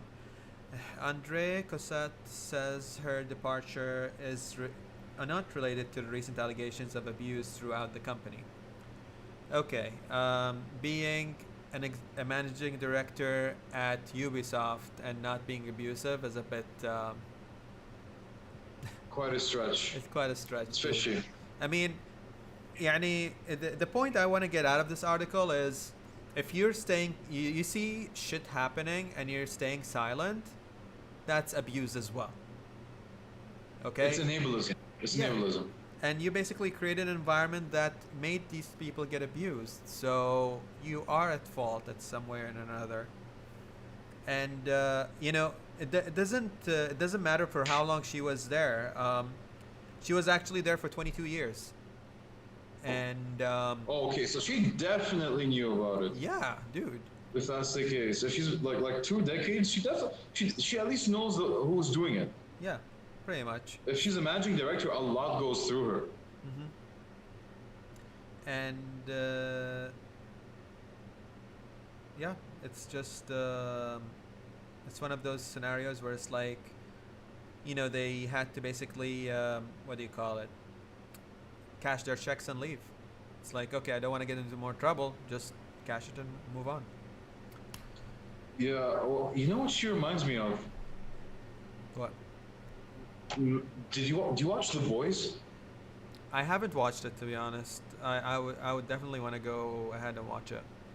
She reminds me of like a specific character because The Boys does have like one of the characters is a sexual predator, right? And you know how that superhero team is under the company, and like, so basically, this female character that I'm talking about is like the COO or something of that company. She knows that sexual abuse is happening. She just doesn't care.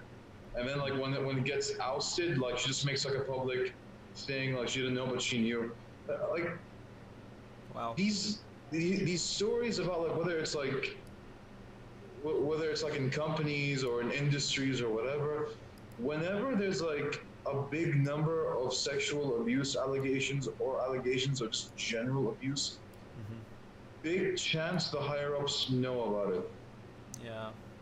But these higher ups are just complacent. It's unfortunate. It's unfortunate. We have U50mm. He's a user in the Twitch chat. He basically listed a lot of examples of JRPGs for you to look at. I mean, I understand, dude. Like, I play RPGs as well. I'm surprised as you are. So moving on, Respawn responds to crunch and burnout complaints posted on Grassdoor. I don't know what Grassdoor is, to be frank with you. I think it's a company review. It's a company review app. Basically, like, if you want to work somewhere, say you want to work at like Batilco or whatever, let's say, basically it's employees who work in Batilco write their reviews there. Oh, that's actually... Let me just double check if that's a thing. Because, wait, I think it is. Interesting. Well, I guess that's a new game changer for the game industry, if you think about it. It's a thing. It's exactly what I said it was, yeah. Interesting. So, Respawn are the people in charge of the Battle Royale called the Apex Legends. I don't know if you played it. Apex, yeah. Oh, I played it. Yeah. So basically, there has been like an insider voice that said basically there's a lot of crunch time and there's a lot of burnout happening. Respond to that is, I mean, they had to put it that way, right? What is their response? Mostly every other game company has extended projects, deadlines, etc., to accommodate for lower efficiencies and general stresses or anxiety during COVID 19, but not on the Apex project.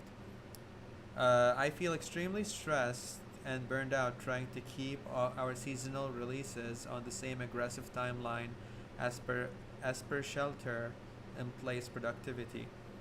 I currently work 12 to 13 hours a day, and there is no separation between my home and my work life. Welcome to the club, buddy. We have no idea how to do a live service project, which means poor planning decisions, DN, no sizing of work. There has been no attention to employee health during this period. We get two conflicting messages of please take care of your health, and we must keep the same schedule of work, even longer hours to meet our deadline. So this is basically the message from one of the people that work there. Like that last paragraph about meeting deadlines. Yeah, pretty much. So, addressing the situation on Reddit, Jenner insisted that Respawn has always had its employee best interest and health in mind, but that transition to work from home was indeed very hard on the team. We certainly, Naturally. yeah, we certainly didn't have the tools, tech, or systems in place to make a smooth transition to going from several hundred person team on the same campus to a completely remote studio. During this transition, I knew that not only was work going to be more difficult and less productive, but people would also be dealing with a scary global pandemic. And add to that the pressures, even in a normal environment, of making a live service game, and we were set up for likely the biggest challenge we've ever faced, and are still facing as we continue working from our homes. Um, I mean, I like. What do you think about that? Like, these kind of news or allegations have been coming around all the time, even before the pandemic. Like the pandemic has just made it worse. So the way they dealt with it before was, for example, Rockstar, when they put people in the crunch to put out a game for like Red Dead Redemption 2.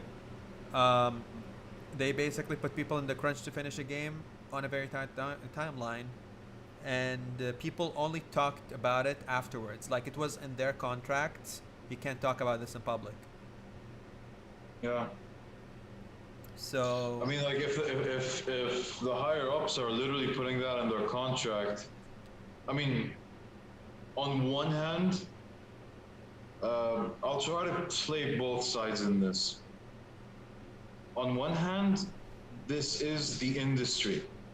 Long hours and lack of stability are a thing, but you do get compensated. I mean, usually these programmers get paid extremely well, even though there's no stability. You do get paid extremely well, right? I hope so. I mean, like, there's no mention about, they're not getting paid. Well, there is no mention, because if they weren't getting paid well, they would have made sure that that's what they mentioned. Especially with like the Naughty Dog scenario, I'm pretty sure they were. Someone did say in some other source I can't bring up right now, where they were well paid, but they didn't like it if that's the cost that it came with, the crunch hours, right? I mean, like that is part of the game development culture, right? So it's very shocking to see this guy complain about an expectation. It's like, I mean, just to put it a little bit in an extreme way, it's like someone complaining about his life not being guaranteed as he applied for the army during war times. Like, I know that's kind of an extreme example, but that's like one end of the one side where, like, you can't complain about industry standard. I mean, like, you knew this going in. and you're not forced to. If you don't like it, you're more than welcome to leave. You know, if you don't like that industry, you're more than welcome to leave. There are plenty of development companies that are lenient, that don't encourage grunge hours. There are hundreds and thousands. You know, even though it's like most of them, there are a minute few that like help you relax. If you care about relaxing, then go ahead. Or if you don't like the entire industry, then just leave the industry. There will always be other options. Like I used to be in law, and then I left that for the business world. And, you know, I didn't like the legal industry. So you always have, that's the beauty of capitalism. Now, on the other hand,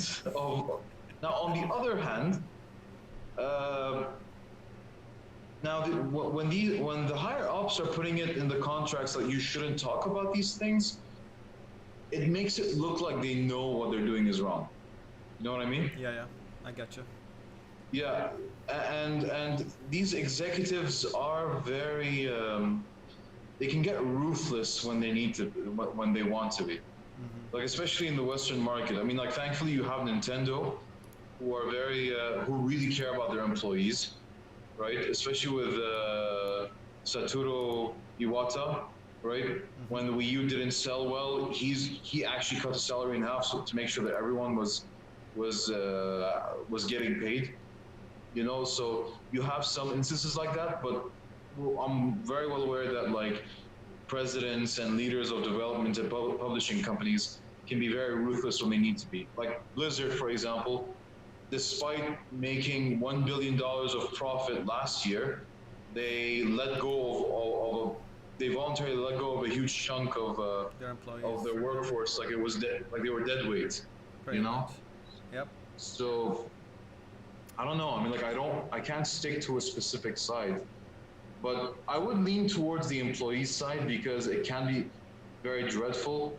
But would I say unnecessary dreadful? Probably not. Like before the recording, we were talking about how expectations can be very high for a video game.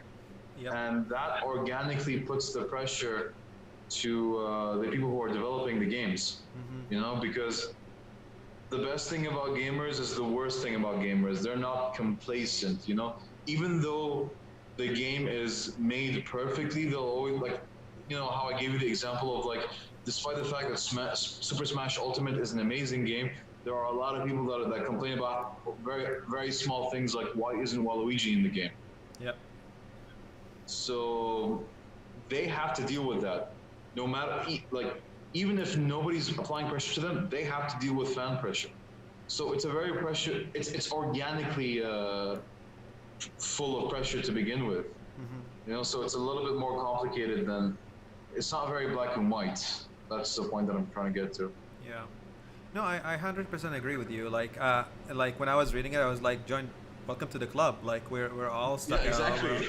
We're all doing it's this. Nothing new. Sure, but. Yeah. But my question was about the severity of it. Yeah.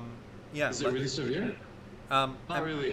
That's what I couldn't figure out because like okay sure we're all going through these things in a way or another.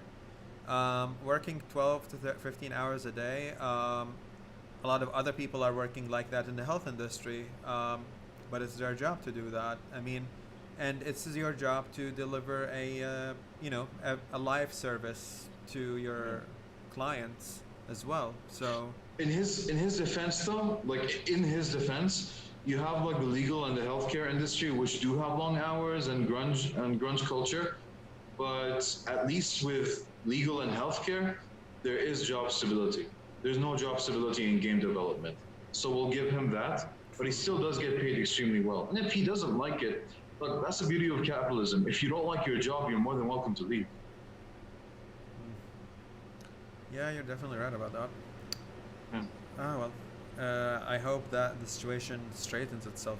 Honestly, like I don't know what we can do for that. I mean, everyone will have. This is a very gray thing. It's a very. I don't think it's that big of a deal, but it's a very gray thing where like it's a situation where this guy's right and he's wrong, this guy's right and he's wrong. Yeah, just balance it out. Yeah. Okay, cool. Moving on. The next piece of news, I believe So I'm gonna read the title. Polytopia invest 100,000 euros in more solar energy to celebrate Zibasi month. I don't know what Zibasi month is, but let's see. The Battle of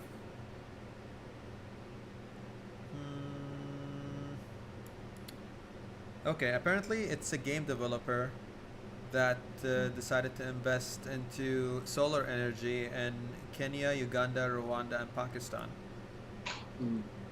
Well, That's fantastic. it is fantastic, but then you see the greed in the whole situation, right? I mean, do you realize that there's a market to take advantage of, and I mean, it is good. I mean, it's solar energy, right? They're not gonna destroy the environment, let's say, or maybe they will. But I mean, it's a small investment though, like for 4 countries, don't you think? I mean, It's a you're saying that assuming that they're the only investors. I'm pretty sure Yeah. they have other investors that are investing in the same projects. I would think so too. But like we're talking about this single company's investment into solar power. Well, I don't know, like, in the world of the business, this is one thing that I do believe in. And sometimes you should really care about the result more than the initial motive, right? Like, you look at, for example, okay, Bill Gates and Jeff Bezos are the 2 richest people on the planet, right? Mm-hmm. Now you look at Jeff Bezos and they call him greedy all the time, right? But if it wasn't for Jeff Bezos, nearly 100,000 Americans would not be employed. Yeah. And then when you have Bill Gates, where people go like, oh, he's just donating billions of dollars to charity so he can have a good public image. Because remember, back in the 90s, Bill Gates was not a beloved figure. Like, a lot of people hated him for the same reasons why people hate Jeff Bezos. Mm-hmm. So people made the argument about like, oh, he's just doing that for publicity. But you should really come and consider the fact that, like, okay, maybe he's doing it for that, but in the end of the day, like, cures are being made, people in impoverished nations are being fed. So if all of that is being done at the expense of a few people being greedy, you know, what's the problem here, right? I mean, like, as long as they're not actively harming people in those countries, you know, I mean, look, solar energy costs money. Yep. It's nothing in life is free. Mm-hmm. Even if you're not the one that's paying for it, someone's paying for it. Yep. So, and honestly, it's kind of a good idea because let's face it, like, without sounding too, because like Pakistan and Kenya are very pollutant countries, right? So these are the countries that need solar energy way more than, like, for example, Europe does, Mm-hmm. or way more than like the United States does. People think the United States is a very pollution-heavy country. You would be surprised over how clean it is compared to most countries. You would be surprised if you really compared it to like African and some Asian countries. It's super clean. So these guys need it more than we do. And if they can do it at an affordable price, and if it's too high, they still have the non-renewable option. So now they've got 2 options of energy. And solar, at least with solar, you got, like, they will have no choice but to make it cheap for these, for that demographic. But I don't know, like, what is it? Does that article talk about the greed, or is this just like your opinion? No, that's just my opinion. I don't know. I mean, like, my opinion is like, I don't care if someone's being greedy, as long as the result is positive. I mean, it doesn't really matter to me. I mean, it looks like a promising project, but I'll always put like my cautious hat on first because I'm like, okay, why are you Yeah. guys doing this right now in the middle of a pandemic? You know? Well, that's the thing. I mean, tons of projects open up during or after a pandemic. Remember, Uber and Airbnb and other companies that are worth billions today, they started after the financial crisis. Because in rules of investment, I mean, like, when the stock market dropped, that's the best time to invest. I mean, even now, like in my coffee shop, we got 2 new contracts with 3 new contracts of delivery companies. New delivery companies are opening up because these are the times when new projects open up because now everything's so cheap. Oh, that's interesting. Yeah, that's just like, but that's really how it really how it goes. But I mean, like, is there investment for profit or is it charity? For profit, definitely for profit. I mean, like, it's gonna be stupid of them. Yeah, Because solar renewable energy is really gonna be like the next big thing. yeah. All right. The next one is localized direct raises 1.1 million for Gridley, a headless CMS tailor-made for game developers. CMS? Yeah. What's that? Let's see what it does.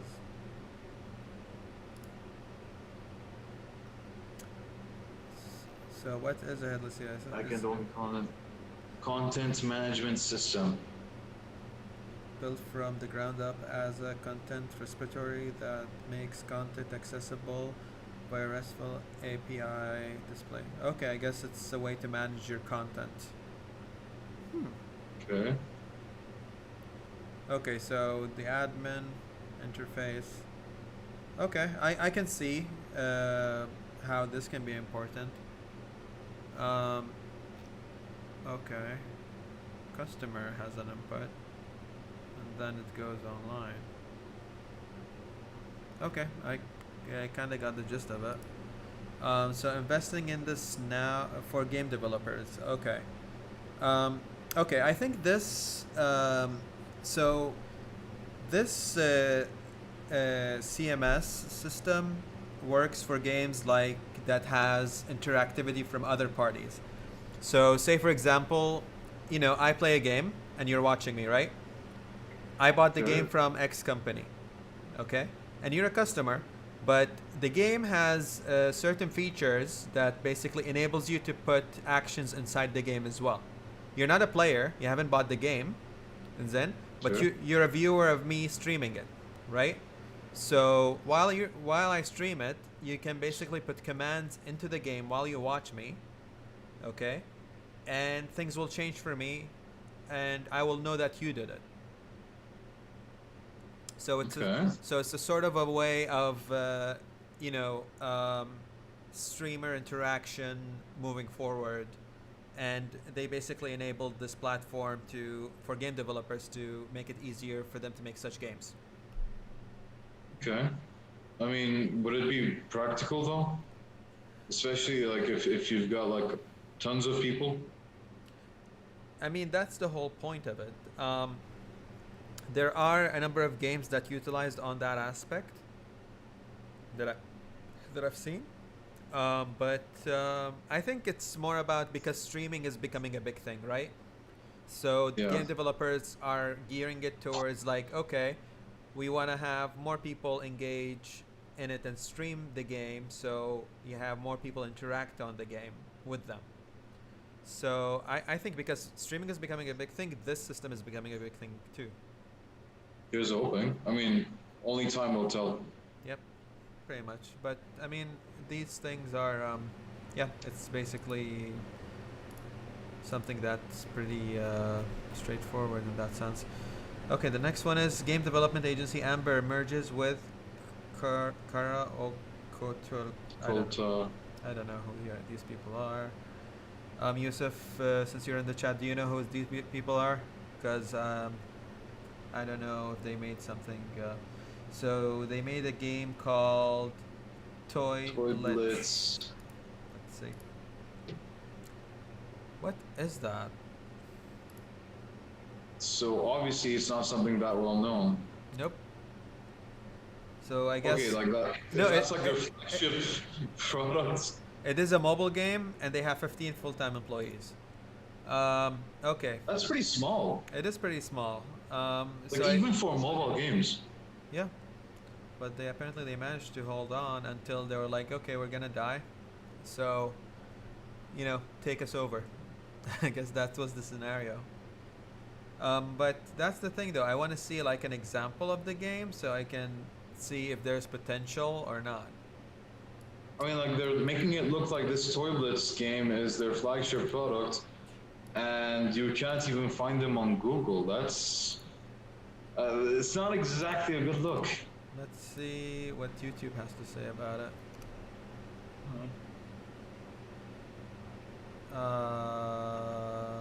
Yeah. Yeah, not much of a social media presence. Nope. It's kind of creepy, actually. It's concerning. All right, moving on Like to for the next them. one. I know. Okay, they are a Mexican dev studio. Yeah, well, I think yeah, we got that much, but I don't know like what's the game about. What are they doing? Okay, they are merging to get a more holistic approach to dev and marketing. Ah, okay. I mean, like that. They're trying to make a public appearance, I guess. So that's their step to actually be public about it. No product, just like okay, we're gonna do this merger. Okay, cool. All right, the next one. The GamesIndustry.biz Investment Summit online returns this September with a two-day event. Okay. So, I guess this is for developers, but we don't know if it's specific for a certain region, though, right? Because it's gonna be in the U.S. and it's gonna be in North America Standard Time. And it's gonna be meetings. People can join for $10. Okay, that's pretty. I mean, why? Yeah, I mean, like, why would you bother put $10 if you want people to attend so you can see and pitch their ideas and you will invest in them if you want. So you want people to put their time on the line and you want them to pay for it. I don't know, dude. 38-hour meeting system? I don't know what that is. Really? It's like over the clock. You're gonna schedule meetings throughout this whole time. Wow. As an international. I don't know. meeting. Like, I, for all we know, this is pretty much like a great networking opportunity for these publishers and whatnot. It's for investors, publishers, platform. Like, for all we know, this could be like an amazing opportunity for networking. So for them, like, this $10 could make a huge difference. It could be a big investment for someone like them, especially like if I want an investor for my project, or if I want a publisher for my project, this might be like the best way that I could reach out to them. Yeah, so, at this place and time, yes, I would agree with you. This is definitely the way to go. Connections are everything in this world. Yeah. Interesting. Well, I hope if time zone was not an issue, I think like if you're a game developer, man, just do it. What are you gonna lose? Like you're just gonna basically. I'm pretty sure like these guys stay up anyway. Yeah. Like. So yeah. Should be like, fun. They will make time for them. Yeah. All right. Special effect. The next one, Special Effect launches crucial one special day fundraiser.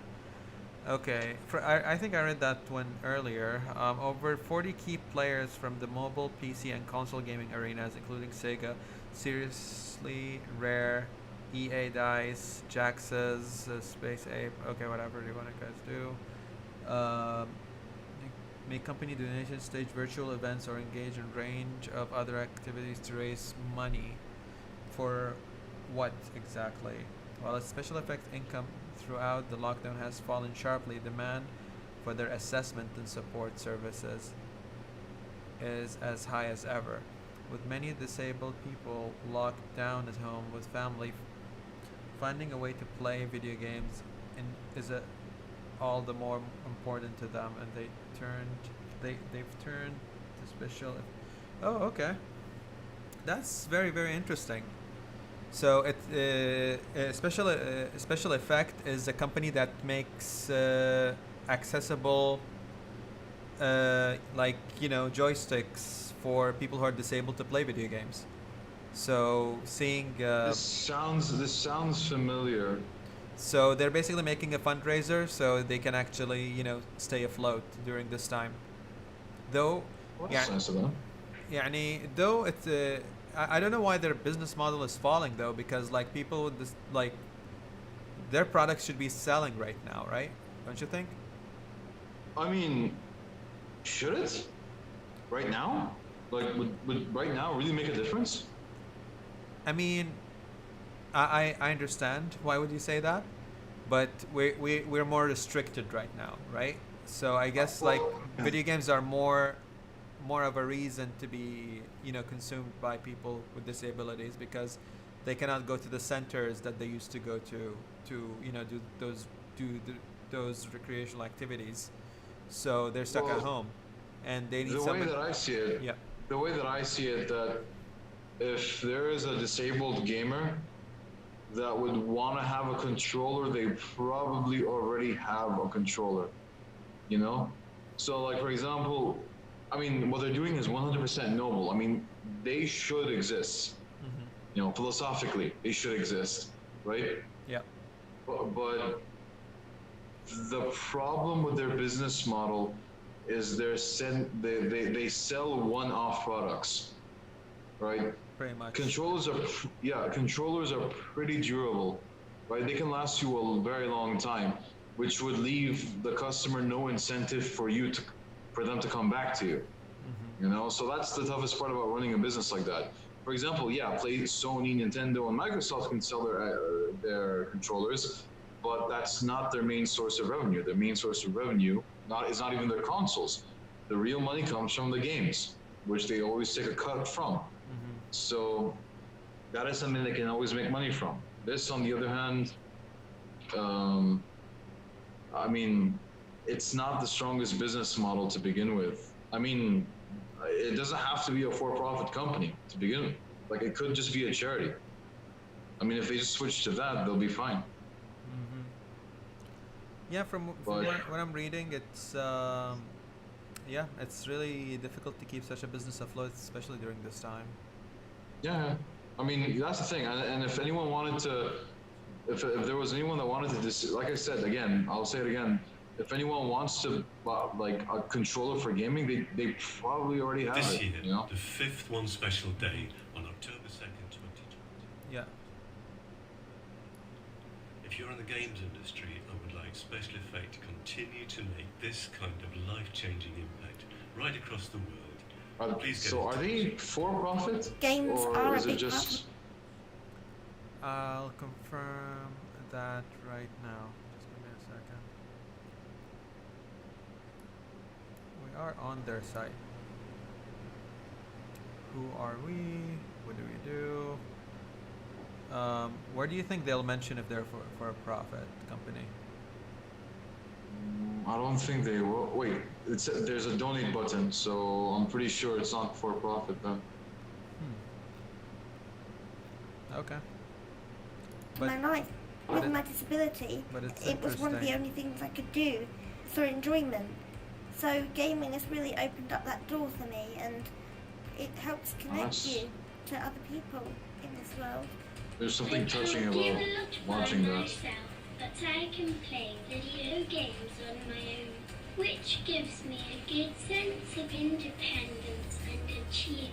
Oh, look how happy she It's is. just a release from the monotony of the day.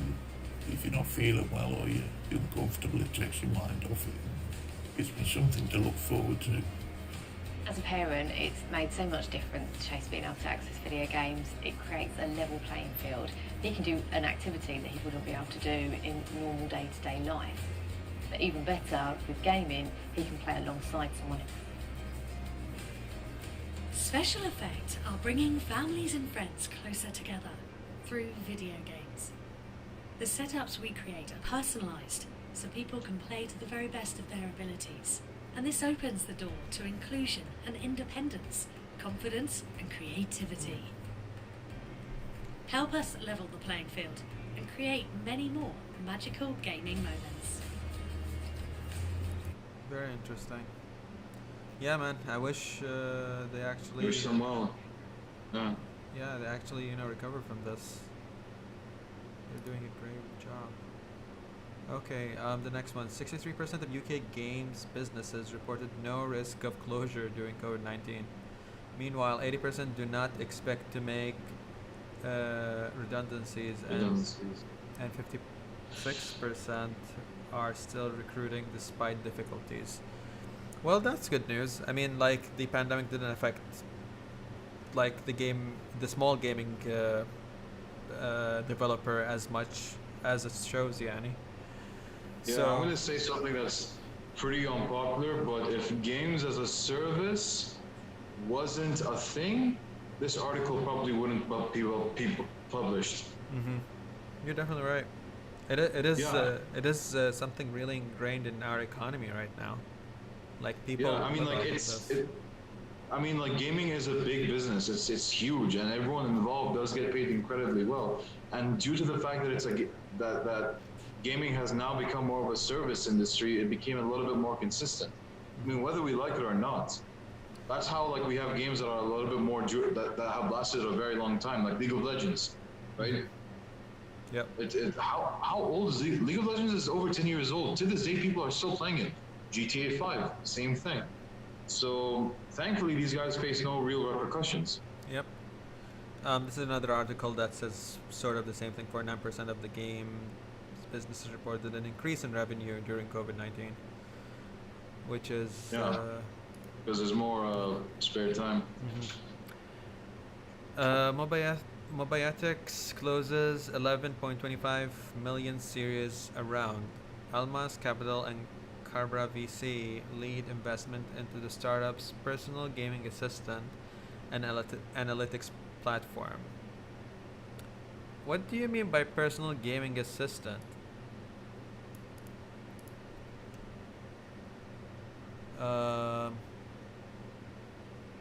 Do they mean like a Siri for gaming? I think so. So That would- apparently Ubisoft Okay. has their own. It's called Sam. Ubisoft's personal gaming assistant is now available worldwide. So okay, Never heard of this. that's kind of weird. Like, why would I need an assistant for that? But okay, Sam is now available. Because pressing buttons was too stressful for some people. I don't know, dude. But the Ubisoft Club wants to make it easier than ever for you to get more out of the games you play and find out more about the latest and greatest users. To do that, Ubisoft Club created Sam, a personal gaming assistant embedded in the Ubisoft Club mobile app that can provide you with personalized information and tips related to you and your games. So it's basically an Alexa. That's what it is. Okay. Why would I need that for a game? Like, Keep in mind what Alexa is to begin with. Alexa is more of a preferential recording device. And with that device, you're basically giving the company that owns that software the information that they need, so they can basically have the data that they need to basically run their analytics through. So they are selling it to you as a service, and it's free, but you're basically not the you're not the customer. I mean, you're not you're the product basically. So exactly.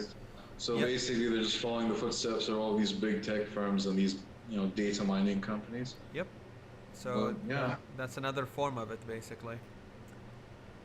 All right. Riot Games creative director leaves to focus on indie book publishing. We spoke about this a bit before the stream. Yeah. I'm not It's sure. a weird. Yeah, I don't know, dude. Jason Killingsworth will now focus on growing the company behind Dark Souls book You Died. What? Wait, is that the name of the book? Yeah, that's a bit. Wait, that's kind of confusing because. Wait, it is a book. It is a book, yeah. Apparently, let's get it out here. Okay, this sounds interesting. I want to buy this. It is by Edge. So it is a book. It is on Kickstarter. Oh, look, it's like a wow, dude. It's like a religious mantra you go about. It's not like wow. This is very holy. Wait, go back. What?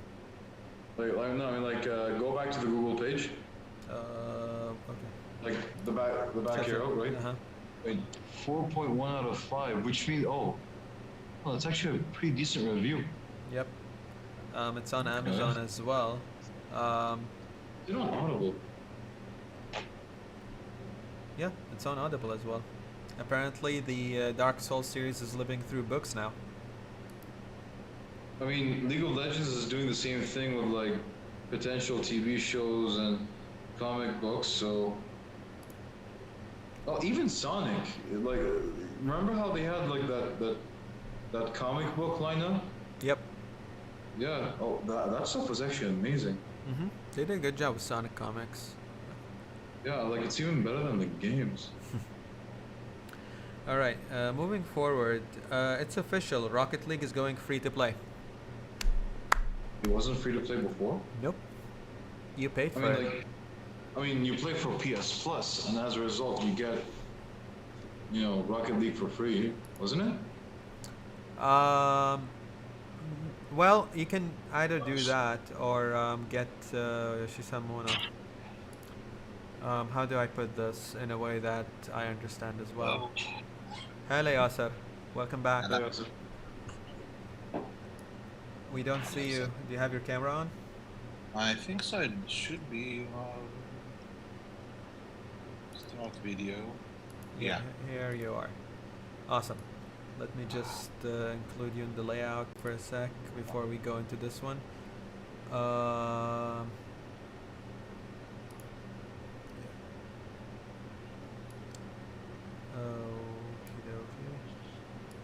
Yeah, sorry. This the layout kind of gets a bit disturbed once you log off, so I need to adjust it a bit. All right, awesome. Here we are. Okay, Yasser, welcome back. Just to catch you up on speed, we discussed a lot of things throughout the time you weren't here. And if you can see your screen, you basically you see what I'm looking at right now, and I'm basically viewing the game tabs, or basically the news tabs that we're going through.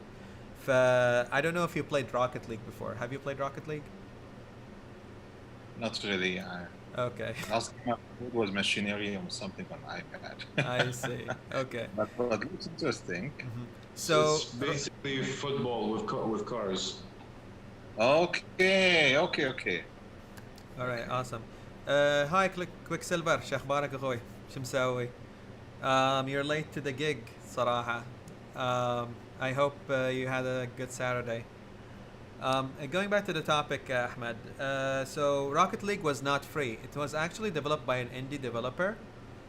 And recently Epic Games took it over, and they're gonna make it free.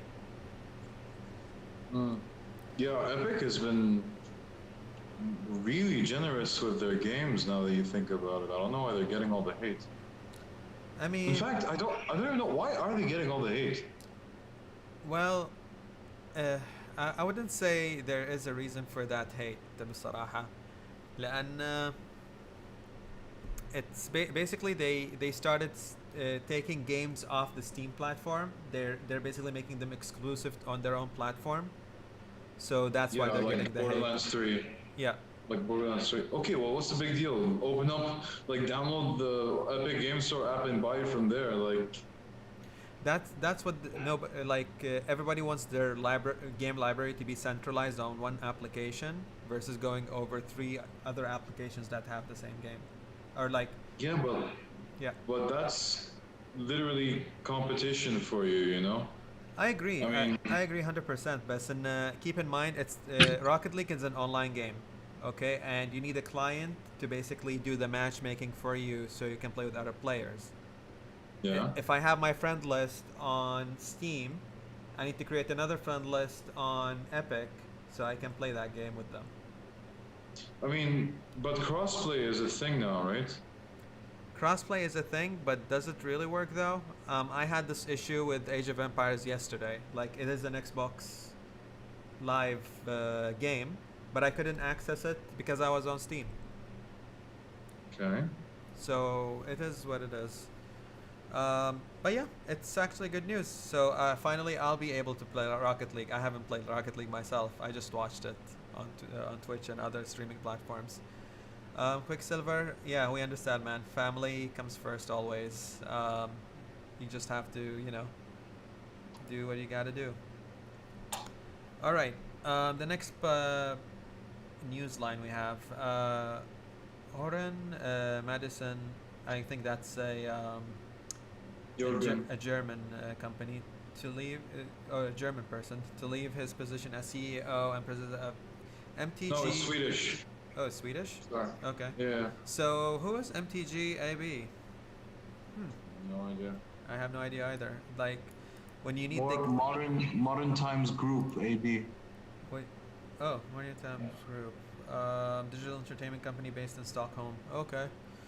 So, I don't know what significance he did for the company, but, adios. We don't even know the company. Yeah, it's like I was never affected by it, so I'm not sure. Anyways, moving on to the next one. Okay, here's one that This got to me. Yeah, here is one that I think all of our audience would enjoy, especially Quicksilver, since he mentioned it to us. Sony PS5 pre-orders may be limited to one per household. How are they gonna manage that? I wonder. How? I mean, most PS5 consoles are one per household on average anyway, right?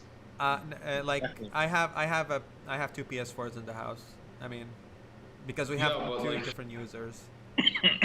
But you're like, for example, you're above the average, right? If we're talking about the average household, they only have one console. So, yeah, exactly. I mean, but yeah, they're gonna sell out pretty fast, which literally it's gonna give them the justification of raising their prices. So it's a good day for Sony. Pretty much. Looks very, very fancy, يعني. Now I know why my boy sold his PS4. He's looking for this. Did he sell it already? Yes, he sold it. I think he jumped the gun on this one. I think he should reconsider it, بصراحة. Yeah, because a new game came out last week, and I think he's... No, wait, the PS5 is going to have backwards compatibility. He can still play his PS4 games. No, there's probably going to be a remaster of Ghost of Tsushima. There's definitely going to be a PS5 remaster. Yeah, I guess so.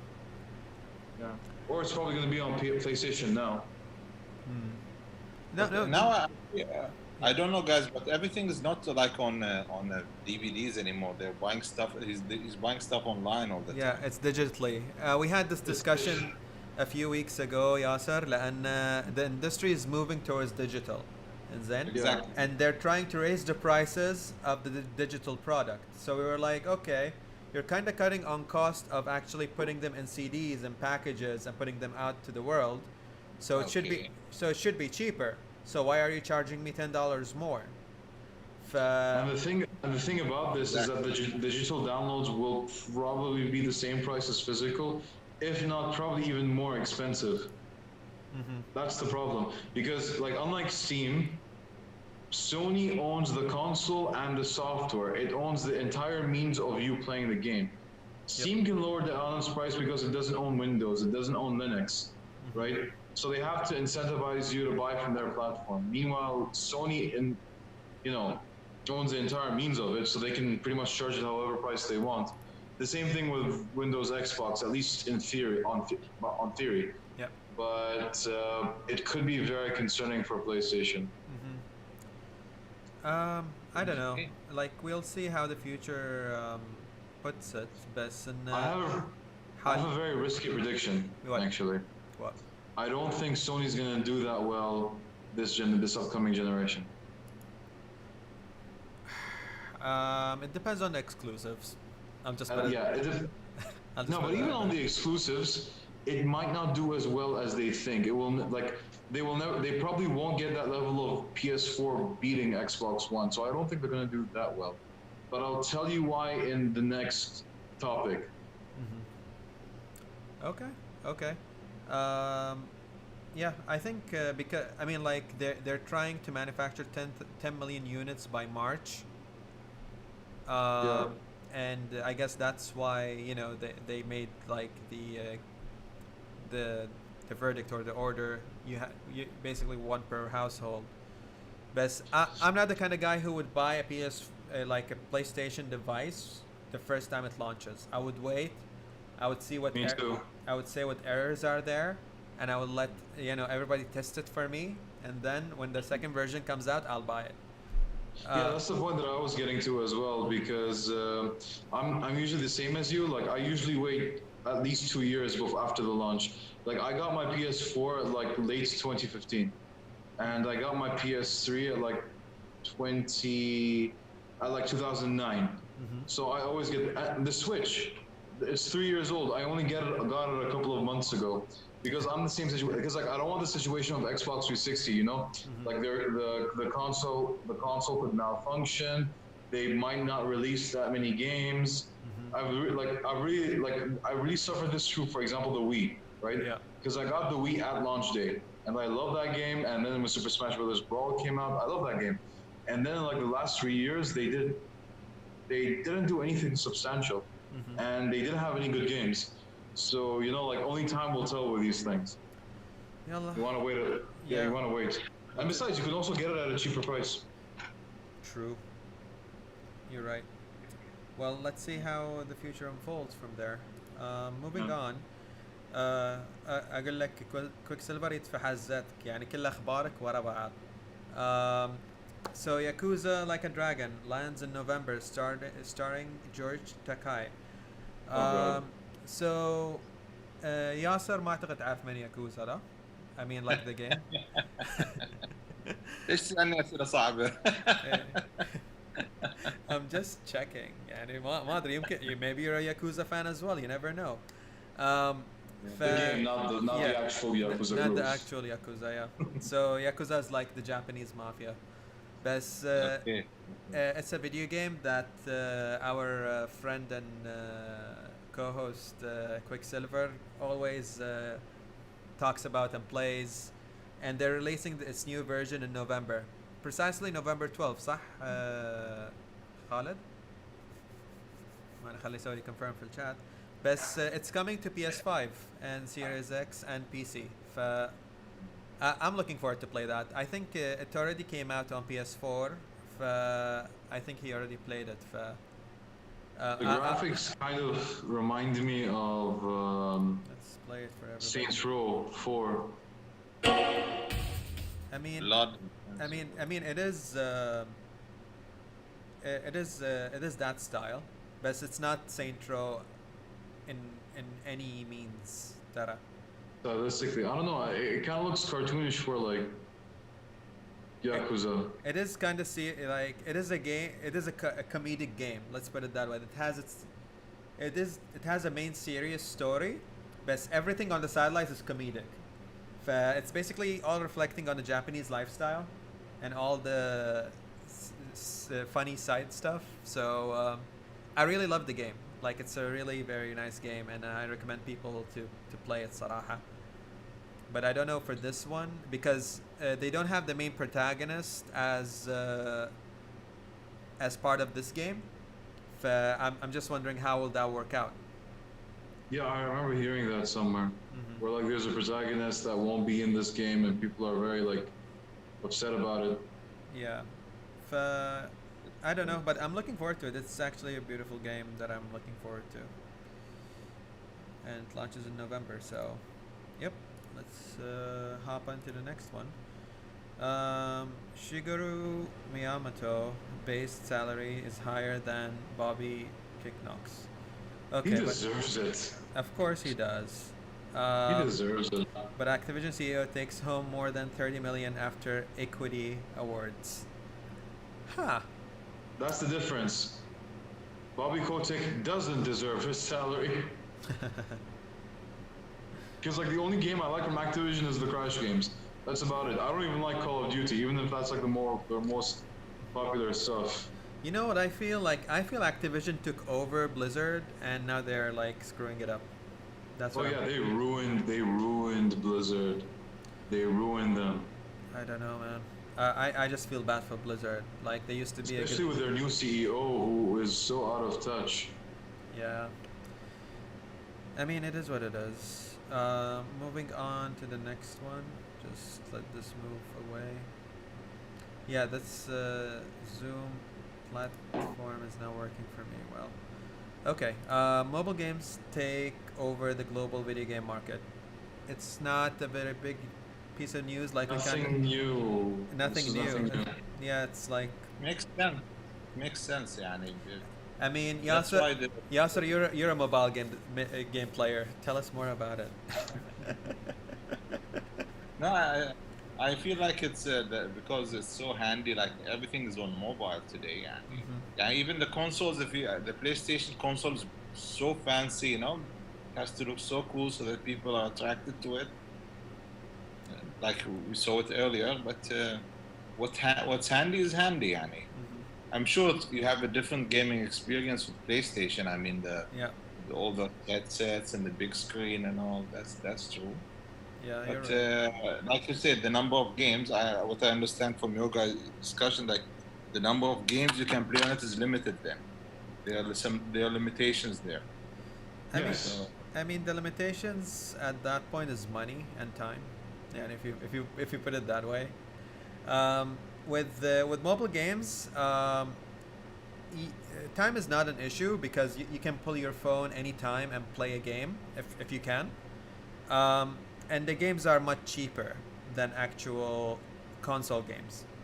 And they're very casual, so it appeals to Walter, the one with anybody. the crocodile. that was funny. At this point in time, Ahmed, they're not so casual. Yani, they kind of remastered the whole Final Fantasy games to mobile. You can literally play Final Fantasy VIII on mobile now. Yeah, well, would you really want to, given the choices that you have? I mean, if I'm traveling and I'm stuck on a plane, sure, I would play it on a mobile. Yeah, but like, that's the thing. How often? Like, would you really? I don't know, because the thing about mobile, obviously, it's more popular than consoles, right? But in terms of like quality, you can't beat مثلا console and PC. Oh, for sure. Like, if I'm gonna play a game, I'm gonna play it on PC, unless it's an exclusive that is from PlayStation. Now, same thing, and Switch. If I can find it on PC, I'll play it on PC. Now, if I'm traveling and I'm gonna be stuck on a plane for 14 hours, why not play Final Fantasy? A game that takes 100 hours to complete. And I can play it while I'm traveling, no issues, while I'm commuting. But let me tell you why. What? Let me tell you why. Because you wouldn't think about mobile gaming if you had the Switch. Yeah, maybe. Maybe. I wouldn't know. Quicksilver, can you help me out with this? I don't have a Switch. I know you do. So, is it really worth getting a Switch? Don't tell me because it's Nintendo and they have their own games. Just tell me from a mobility perspective. Yeah, he's in the chat, but I'm not sure if he's still there anymore. Yeah. I say it's worth it. I mean, like, he just got it 1 month ago. I mean, okay. Yeah. I mean, like, in terms of third-party games, I'd rather you play, like, for example, The Witcher. It's on Switch, but Overwatch, The Witcher, and Skyrim, they're all on Switch. But I would 100% rather play it on PC or any other platform. But the exclusives are just Mario Odyssey and Smash Brothers. Oh my god, amazing game. Yeah, I don't know if I should go and buy one. Honestly, like I'm at this stage. I'm like, okay, it's not worth my money, and I already have a lot of things to play, so it's not that worth it for me. Quicksilver says I could play a game like Epic 7 on the phone, but I hate mobile gaming. Understandable, definitely, man. Okay, moving on. The end of 30%. The European Commission has opened an antitrust investigation into Apple. Will this be the end of App Store 30% revenue share? Okay, we discuss, games on a lot of terms, but we don't discuss how much platforms that offer games actually take from the developers much. يعني مثلا Steam does take a very big chunk out of the game's price. Exactly 30% Yeah. actually. And They Apple take 30%. and Apple is doing the same thing. While Epic is actually taking much less. I think they're taking 15. 15, maybe 12. Yeah, 15%. I heard 12 at some point, but yeah, 15% is definitely like half of like the commission on other platforms. So the European Commission is basically questioning Apple's revenue share. So I guess that will affect basically because لان احنا السيرفرات مالنا كلها تابعين على يوروب لا فاعتقد هاي this might affect us in the coming months if something comes out of it.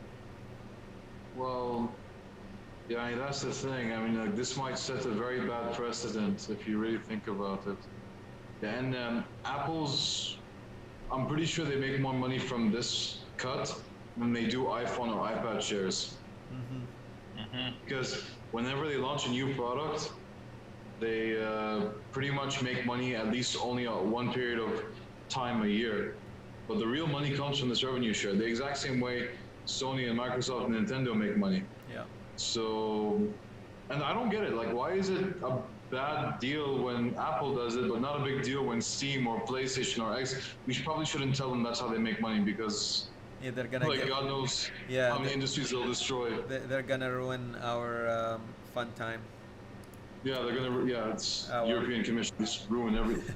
As a guy from law, take it from me, European Commission, they ruin everything. Wow. They ruin everything. All right. They do not like companies. Quicksilver has a question. Doesn't Epic take their percent only when the game is successful, like the past $1 million in sales or something? I'm really not sure, to be honest. I thought they took the percentage out of the game directly. Like I wouldn't see why Epic would be charitable in that sense. I don't know. I'll research that later on. But that's really interesting to think about. This is like when you run your game, you make a game and you put it on their platform. Yeah. They'll take 30% or 12% or whatever. Yeah. From that price tag, right? Yeah, that's correct. But what we're discussing now is the normal platform that we go to is Steam, and that platform takes 30%. While a new platform that came recently called Epic, and they're taking 15%. Our friend Quicksilver says, well, he thinks that they don't take a percentage unless the game is successful. So if the game has, I got that. Yeah. So if the game has passed $1 million in sales, they're gonna charge 15% from there. I'm like, okay. I mean, like it sounds like a good deal. Is it actually the deal? I'm not sure. But how it's good a deal for developers, not for the customer necessarily. Yeah. It is a game. It is good for developers. So the developers that put their games on these platforms will pay less. For the platforms that they advertise their games on or sell their games on. So it's a benefit for the developers, not for us. Right? I'm sorry. You have to run it on Android, right? The Epic? No, it's a PC, it's a computer. So Windows. Yeah. Okay. Windows. It's on Windows. It's on Windows, so you have to, then you have to have a Windows device. I don't know. Yeah, it's a computer, basically it's a computer market. Works for a lot of people actually. Yeah. Yeah. Pretty We much. all have at least one Windows in every home. Yeah, pretty much. So, like that's how they manage their model. All right, the next one is PlayStation Japan warns of Ghost of Tsushima stock shortage. What? Yeah, apparently it's sold incredibly well. Even Amazon in the UK and the US ran out of copies. What? You're kidding me. Yeah. Okay, By the way, Yasser, if your kid, when Ali said that your kids sold the PS4 too early, this is exactly why, because of this specific game. Okay. So, Yasser, this game is the last exclusive for the PS4. When we say exclusive, we mean that PlayStation, they publish their own games. فما نقدر نلعبها على الكمبيوتر، ما نقدر نلعبها اي محل ثاني، بس نلعبها على البلاي ستيشن. انزين؟ فتوهم الاسبوع اللي راح منزلين هاللعبه، وهاي اخر لعبه اكسكلوسيف على البلاتفورم مالهم. زين، فولدك راح باع البلاي ستيشن مالته وما بيقدر يلعب اللعبه الحين. والله انا ما بقول له شيء. لا تقول له بعد. انزين، ويقولون لك ان اللعبه يعني من كثر ما هي ناجحه ما في كوبيز، كلهم انباعوا. But you still can buy it online, right? Yeah, you can still buy the digital copy, but you can. Digital, yeah, you can. Yeah, but the physical copy is basically out. Out, huh? Yeah. I have a, wait.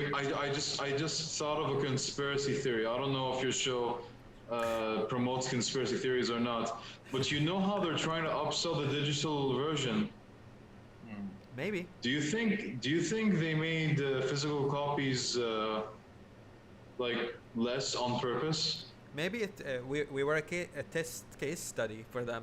You know, like if somebody really wants to buy the game, they can find it, they can buy it. If basically it is their business model, and that's the way they control it. So. Yeah, so I think they just want to they just want to direct everyone to like digital, and then when physical dies, they can set whatever price they want on digital. Yep. The title is never bad. It warns of ghosts. It's not telling it's going to happen. It's like pushing people to buy those.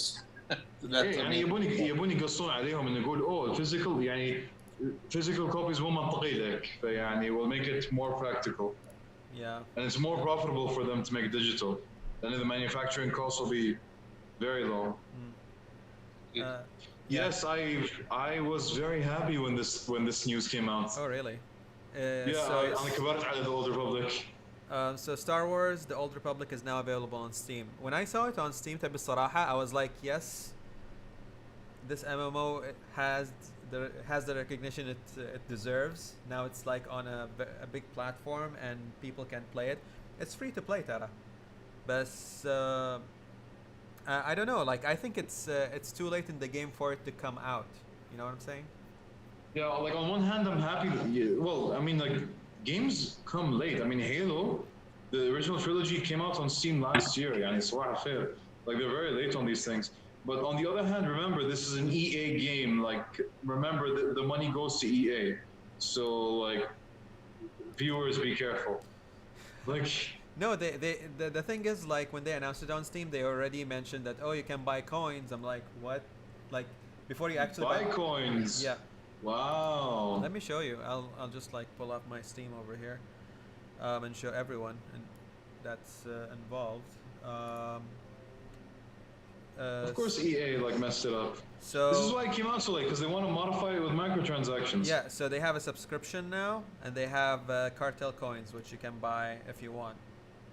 I don't know what's there for, but the subscription 30. I mean, like. Okay, if you're telling me it's free to play, what should I subscribe for? I mean, did they mention this here? Maybe because you can get coins every month for free rather than buying them all the time. Maybe. That's the way they do it. I'm a Star Wars fan. Which is a good game to play for Star Wars? On The my Force Unleashed. The Force Unleashed is definitely one of the best ones. Is it available on the App Store? Or? The Force you can get. I think it's on Steam. Check it out. Yeah. You know, forgive me, guys. You know, this is all Chinese to me right now. No, it's okay. But I'm learning. It's all about يعني you need to understand. Like, if you're planning to release a game into this world, you need to understand what's going on. There's Force Unleashed 2. Yeah. So Force Unleashed 2, and there is I have the Jedi Outcast. So there are a lot of games for Star Wars, if you can see. But I would. So what you have to do, Yasser, is instead of you can't. It's not mobile, and these types of games they can't. مثلا a phone can't handle the power of these games. You need a lot of memory space and things like that, and a strong drive. So what you need to do in this case is buy مثلا a laptop or a desktop computer متخصص لgaming. You know, because you need a specific gaming PC, and then get the Steam app, and then buy these games.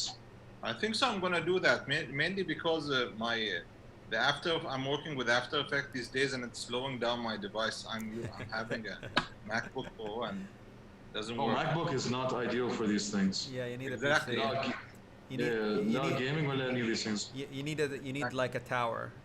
That's what you need. Yeah. Yeah, it's a tower. Tower is one solution, but or like a strong gaming laptop. Yeah, I mean, like you call it the gaming laptop because it has a good graphics card. Yeah. Having a tower will definitely solve two problems. One, Uh-huh. you have a good working space or a workstation. Two, it will be cooled better because with gaming laptops, the main issue with them is the heat. يعني the graphics card will heat up and you're like, okay, how can I cool this laptop now? Like the noise is just too much right now. The fan is gonna break. So having a good PC tower is your solution in that sense. I like how Quicksilver says free. I understand, man. We've all been tricked by EA at some point. You don't have to be like Yeah. Guys, I you love think the Old the Republic, PC, but the PC tower don't is fall for better it. than the Mac tower, or I because mean, my, I mean, my old, if you can afford the Mac tower, that's your preference. I've never owned the Mac tower, so I don't know if it would be feasible. I've had multiple PC towers throughout my life. يعني the current one that I have, I had to spend a good amount of money to make. okay. But I've done that like 5 years ago, and I haven't spent a penny afterwards. How is your Photoshop or your Adobe doing on your PC? Is it running fine, not slowing down? Pretty well. It's running well. pretty well. I have a 32 gig RAM, and I think I can go for more. Like the more RAM you have, the more real-time processing you can do. Also, your CPU has to be of a high caliber. I would go with an i9, which is like the highest right now. So those are the two main factors in terms of Photoshop. If you want to run Photoshop, make sure that you have a lot of RAM and make sure that your CPU is of a good My caliber. old experience, and I've been Apple user for a long time, but I used to own PC. My issue with the PC was that over time, like it will run fine at the beginning, but over time it will slow down.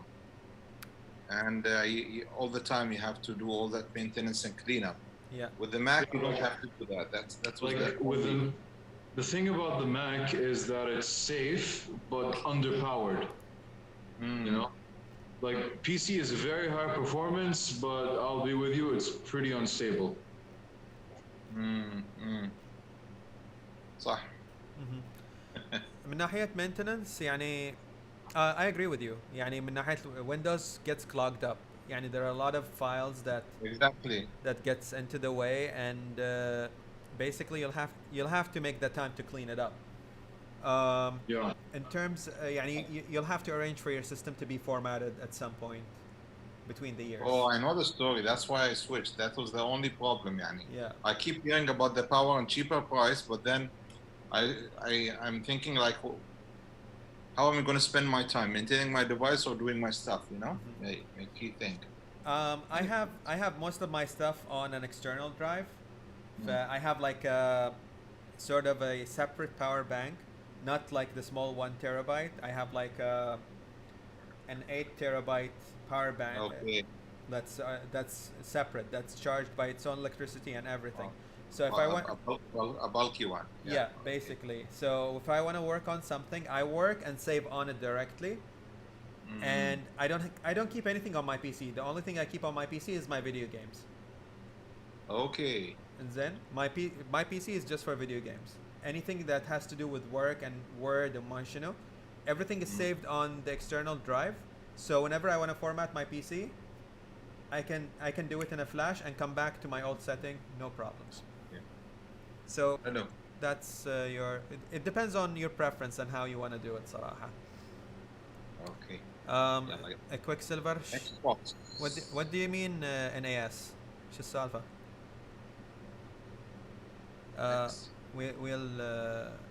So we have the next piece of news is Xbox Series X will have the largest launch lineup for any console ever. Nadella says supposedly launching this November. So this is the new console. Okay, we've seen it a lot. We've seen the lineup actually on Thursday. Microsoft سووا event and they highlighted all the games that they're gonna launch with the console. المشكلة اللي عادة تواجهني البلاي ستيشن اخوي ياسر ان البلاي ستيشن تنزل وما عليها العاب. زين او ما في العاب وايد، ما في الا لعبة واحدة وتقول اوكي يعني بعدين يعني اشتري الجهاز بس عشان اللعبة. فاكس بوكس الحين مسوين لاين اب شطولة كل هالالعاب بينزلون ويا الاكس بوكس، يعني ان اذا تبي تلعبهم لازم تشتري الاكس بوكس. بس the good thing is حق الاكس بوكس ان تقدر تلعب العاب الاكس بوكس على الكمبيوتر، فليش اشتري اكس بوكس من البدايه يعني. بس ايه استراتيجيتهم يقولون علشان الاكس بوكس اكو بنطلع العاب وايد بس حق الاكس بوكس، فنشوف شلون بيمشي الموضوع. اعتقد عندي خبر بروحه حق اللاين اب او حق الجيم باس. Xbox backs off Game Pass on every platform goal. Phil Spencer says other consoles aren't really that interested in having full Xbox experience on their hardware. Hi, basically funnels into the discussion that I had with Ahmad about buying a game versus a subscription. Yes, Quicksilver, more games with subscription. فالحين الموديل اللي جاي اخوي ياسر ان الشركات الكبار وش يقولون لك؟ يقول لك احنا نسوي الالعاب، ايش رايك تدفع $15 في الشهر وعندك الالعاب كلهم تلعبهم وقت ما تبي. انزين في هالشهر يعني تدفع سبسكريبشن بيس $15 والالعاب انا ادوبي يحلون ده. ايه ادوبي الحين نفس الشيء. ايه فالحين حتى حق الالعاب يبون يسوون نفس الشيء، يقول ما دام الالعاب مالنا ليش ما يدفع سبسكريبشن فيه $15 في الشهر ويلعب الالعاب اللي يبيهم. بس الحين This is the best thing I heard from that announcement. I don't know, like I would rather own my games. بس You have a good decent list of games, why not? It's not a big price to pay. صح بس هاي شيء شهري لكن بيكون عليك، بيكون مترتب عليك انت تدفع $15 شهريا. انزين And you never own it, you know. And you never own it. Yeah, but why do you? Here's the argument that I'll make. And what, like, why would you want to own a game? To play it, right? صح. Exactly. And this Game Pass thing is doing the exact same thing. And I don't see it as a problem. Like, when people complain, maybe people complained about this when Netflix came out, and people said, "Oh, you don't actually own the movies that you watch." But in the end of the day, as long as you can watch your movies, what's the problem? Why do you need to own it? No, there are some legitimate concerns. Mm-hmm. There are some. Sorry, Ali. No, there are some legitimate concerns about the idea that any day the owner of, like, pretty much the publisher of those games can just pull their games out. Mm-hmm. That could sometimes be concerning. But if that is the case, if you can't find it on Game Pass, maybe you'll find it on PlayStation Now. And if you can't find it on PlayStation Now, you can buy it on Steam on PC. Mm-hmm. You know? But this is obviously amazing news because, like, it costs you $60 to buy one game. All right, you own it, but you only have access to one game. $14 for just $14.99, $15 for access to 100 to 400 games. That's an amazing deal, especially given how Xbox Live is free now and it's going to come with xCloud, which means you can stream it through multiple platforms. It's an amazing deal. It's a good deal. Yeah, it's an amazing deal. Also, gaming is a very expensive hobby. Like, if you told me this like 10 years ago, I would have said, "Sure, PlayStation." Like, لا, I agree with you. يعني I think what made going back to Netflix, I think what made Netflix accessible is the quality. Number one, number two, people watched a lot of stuff on YouTube. People downloaded movies off the internet. Just the quality of the product that you get versus the one that you have to scavenge for. That's what made it better. So Yeah. in terms of this game, what would make it better for me? Like in terms of quality, I'm gonna get the same quality anyway if I buy the DVD, or if I watch the movie on Netflix. But it's basically just the price difference. That's the only thing I can think about. Yeah, the price difference. But I do see some disadvantages other than just the game being taken away from Game Pass. Yeah, There's one thing I noticed about Netflix is that those Netflix exclusives. 1 out of 5 are really good, but the other 4 are terrible garbage. Like the other 4 is garbage. Yep, pretty right? much. Yeah, and that's the thing, because Netflix doesn't, and there's no way, but the reason why they're so bad is because there's not really much incentive for them to be good. Because Netflix makes money off the subscription, not from the shows or the movies that they put out. Yeah. So in their heads, they're like, as long as it's watchable, people won't complain. Because we still have access to all these things. We just have to put these shows to make it look like, oh, stay to Netflix, don't go anywhere else. So I feel like Xbox is going to do the same thing, where their exclusives are going to be really bad in the future. The same thing with PlayStation, because they're not going to make money off sales off those specific games. Because now the real money is going to come from the subscription fee. But on the other hand, like Sony and Microsoft never really made that much money from their subscriptions. From their exclusive games. Like they never made that much money from Halo or whatever. But they make those exclusives to incentivize you to buy the consoles. They don't make that much money from the consoles, but the real money is 30% cut from the third-party producers. So I don't know. Like I'm worried that exclusives are going to be bad. They shouldn't be bad. يعني that's how you're selling your product. Like it should be a flagship. يعني مثلا Gears of War is an Xbox exclusive. Like that game is phenomenal. Like I played some يعني a long time ago, but they have been phenomenal as games. Yeah. In one way, yeah. So in one way, the subscription part is good it will help the company develop itself well. I mean, I've seen this in Netflix, I've seen this in Adobe, because they're taking a monthly rental. Maybe like the quality, like 1 out of 5, I say 1 out of 10 are good in Netflix. But the platform itself is incredible. The platform, the navigation in it, the way you can access your movie on any device at the right point where you left it, and no glitches. That's superb. Same thing with the Adobe platform.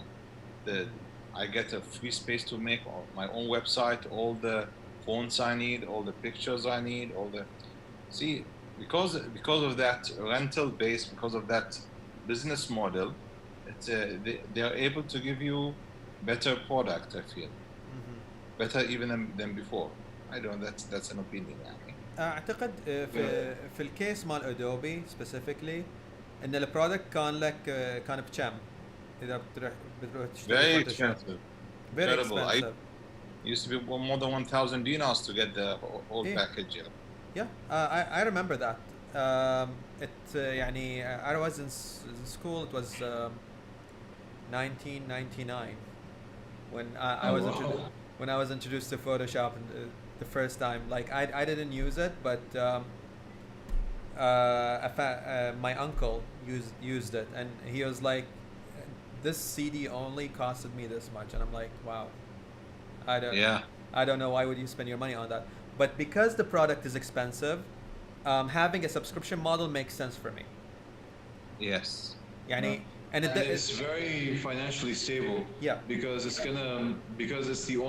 like the best way if you really want to get into the financial detail.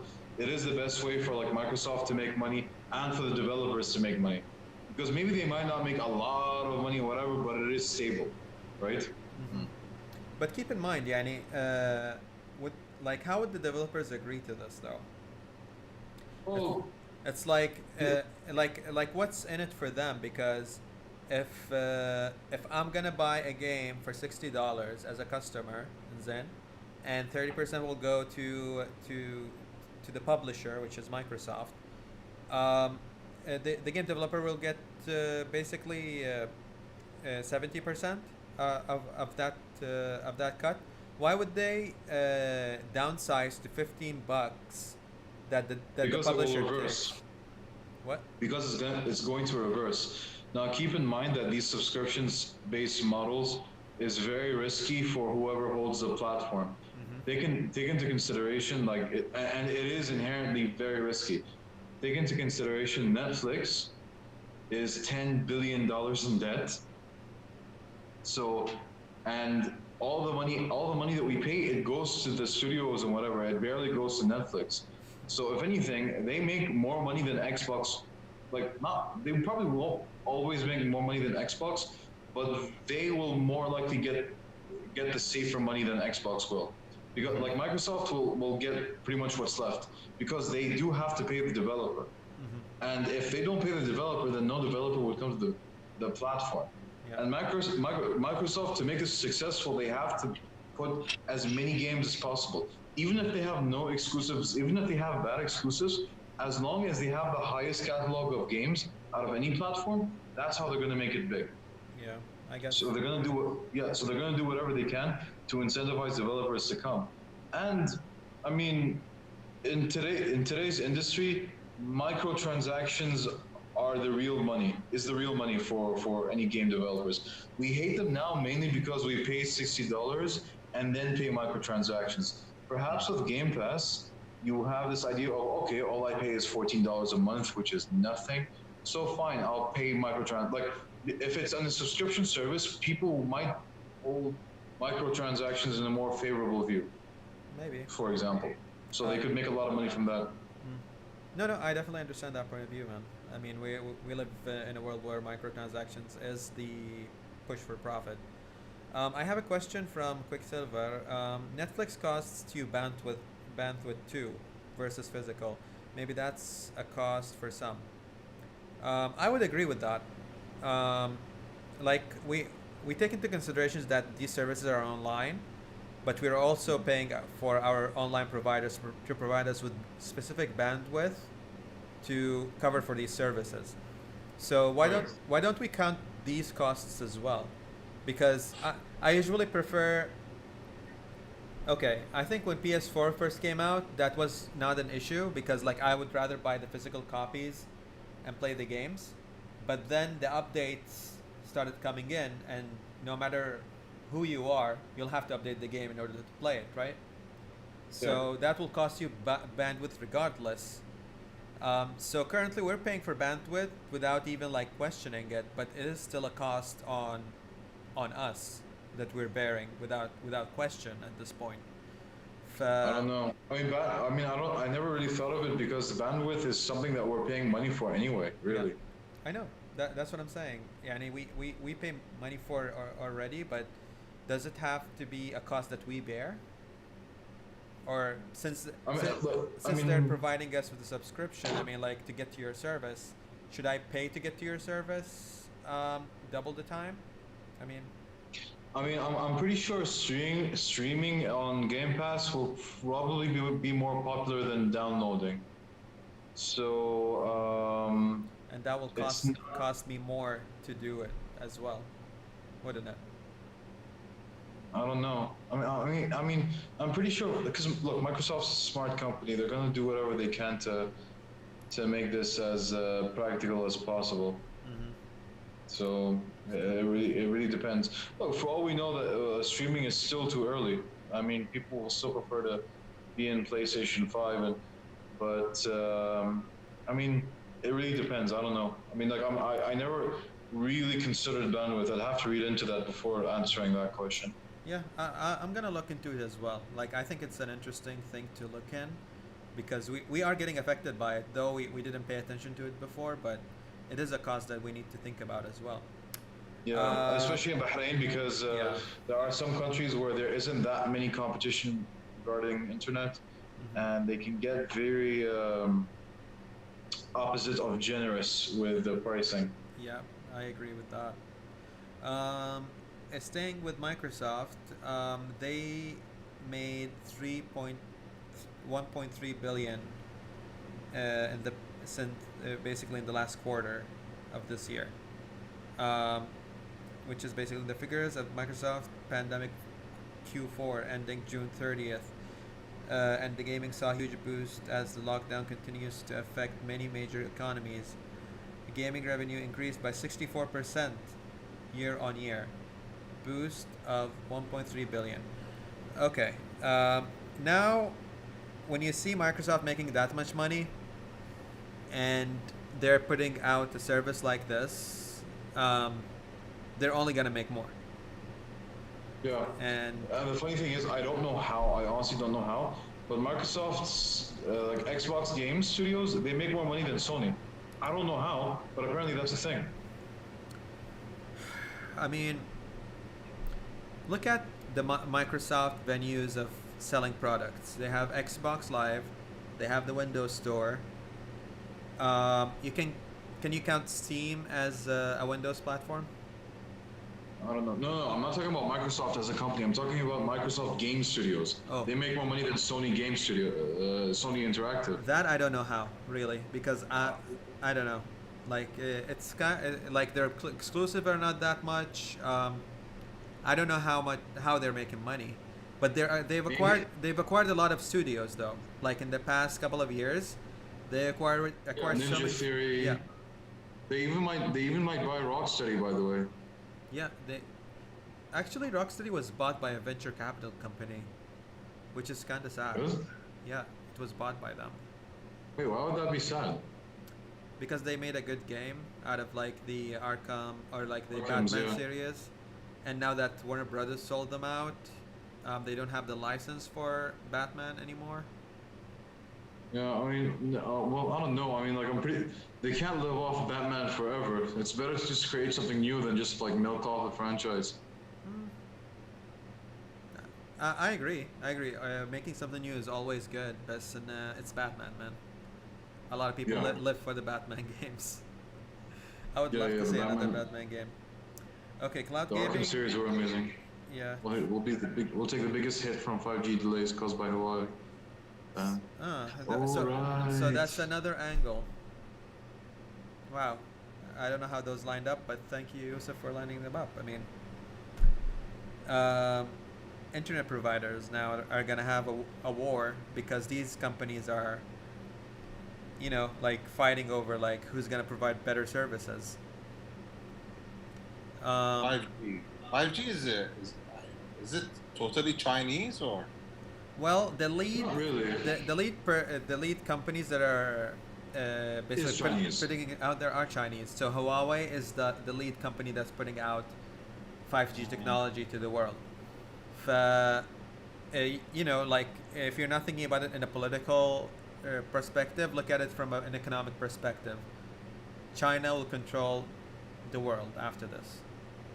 Yeah, so it is political. Yeah. So it is what it is, though.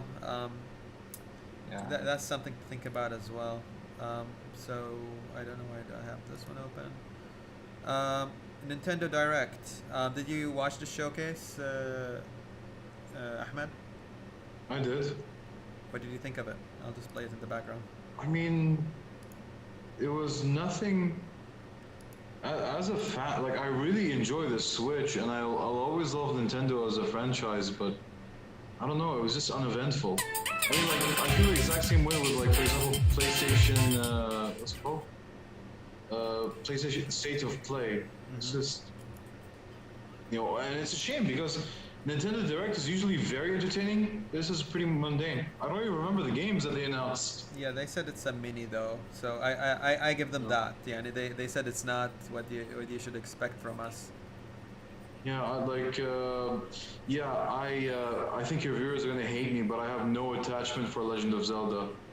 I'm thinking about getting Breath of the Wild, but I don't. So when they announced this game, I was like, okay, So I wasn't really impacted by their announcement. I mean, for me, I don't play any Nintendo games, so it doesn't matter to me as much. I think Quicksilver will be a bit disappointed because he plays the Nintendo games. But yeah, like I had no comments on what they showed in their showcase, to be honest. It's just like state of play. I mean, like they never, like most of the time, it's most of the time whenever they do state of play, it's just okay. All right, we're gonna move on from this one. Sorry, Nintendo fans. Yep. Sorry, not so sorry. Long dormant gaming network G4 TV teases 2021 relaunch by Comcast Spectator. So for the OGs out there, G4 is coming back. G4 was like sort of a TV network back in the day that featured game news. So I guess we're gonna shut down our show because G4 is coming back. That's what's happening. But yeah, it's interesting to see them coming back because I mean the world has changed since they disappeared. You know. Yeah, I'm pretty sure they're gonna adapt the new ways of digital distribution. Yeah, I think it's. I mean, it was sad when they actually disappeared, but now that there is demand for their product. It's not like before, right? So I'm glad that they're coming back. I mean, we're gonna have another venue to check out game news through. So I'm glad we have that. The next one, that's Griffinheim. I think I'm gonna skip this one because I guess I'm the only one who's hyped about it.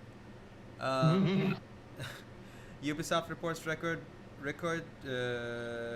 bookings despite light Q1 release slate. So basically, Ubisoft is making bank. Ubisoft is keeping the games $60 for the next gen games in 2020. I kept this article on because the basketball game NBA 2K is announced that they're gonna launch their game at $70 per game. Not just NBA 2K, like pretty much every PlayStation game is gonna be $70. Yeah, that's actually true. So that's gonna be the standard price, yeah. Which you can't really blame them for. Like I said 2 weeks ago, games are getting more and more expensive to make. So yeah, but still, like Ubisoft is saying, hey, we're still keeping them 60. We're not those evil people. I think they're just riding off the publicity on this $60-70 thing. I mean. Or maybe they're being genuine, but they realize, oh, we're actually very cheap when it comes to computer engineering, so it's not going to cost us that much. That might be like, true. I'm just being very cynical. But wait, how much do they make from microtransaction, like Ubisoft as a company? Well, it doesn't. This article doesn't mention it, but they do have a very extensive what do you call microtransactions slate. And you have Rainbow Six Siege, the cosmetics. For Honor has like 4 or 5 seasons now that are out, and you have to buy each season to play. Yeah, I mean, like they don't microtransaction each skin, but they they transaction a season. Their games that are still out and like have like sort of a following. They basically put more content on it, and they charge people for the season to be, playable. Maybe they make a lot of money from season passes and microtransactions. Like maybe it's just they make so much money from those that they don't need to raise their prices.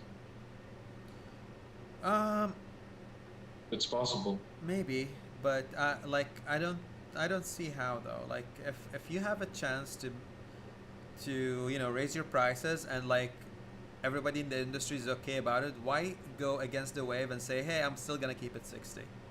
Oh yeah, like if I was a publisher, I'd raise the price just like everybody else. Yeah, exactly. Exactly. I'd raise the price like everybody else because, like, no matter how many games I would sell, even if I sell the best-selling games, I would still lose. My competitors will make more money than me, so it's a very stupid move. Mm-hmm. So I get that from you, but maybe they have another way of making money that we just don't see. Yeah. I mean, keep in mind, they make billions. Ubisoft makes billions. If their businesses now is basically just buying real estate and just managing real estate, I understand fully.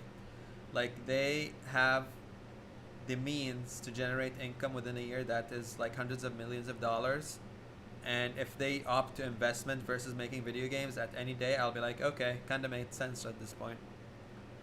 Yeah, I mean, the Yeah. thing about them is,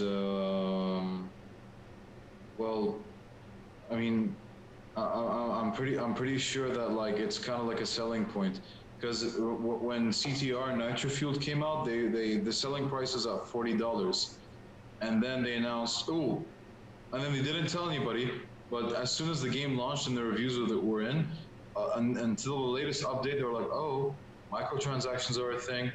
This is where we're going to make our real money. This is why we sold this game for $40. So I think that's where Ubisoft's going. Maybe. Quicksilver says maybe they will have a different edition set at $70 and hope people will buy. Quicksilver, I'm the kind of guy who will buy the ultimate edition of each Assassin's Creed game, so I'll pay like $130 for a game. So, yeah, I mean, I just want to avoid all the small transactions because I just want to buy a full game rather than buying like pieces throughout. With that being said, do you buy like complete editions or collector's editions versus standard editions, Ahmed? Well, what do you stick to? No, I buy the standard. I used to buy collector's editions when I was a kid, but I'm like, I mean, because these, I usually don't collect merchandise anymore. I see. It's just like I just want to save a little bit of money, because as an adult, you kind of want to be a little bit careful with money, And my biggest expense right now is in gaming. Other than gaming, I'm usually a very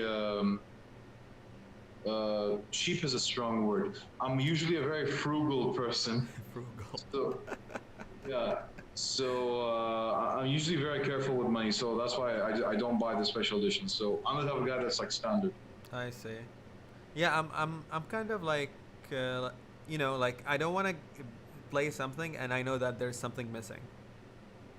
Yeah, I mean, like sometimes, like people like the antics. Some people like, for example, the statues and the things. I mean, like that does a lot for people. I mean, value is very subjective, but it just doesn't do that for me. Like that's why, for example, I don't get bothered with the idea of not owning the games I play on Game Pass. In my point of view, as long as I play the game, be done with it, and then that's it. Like I don't have that any other.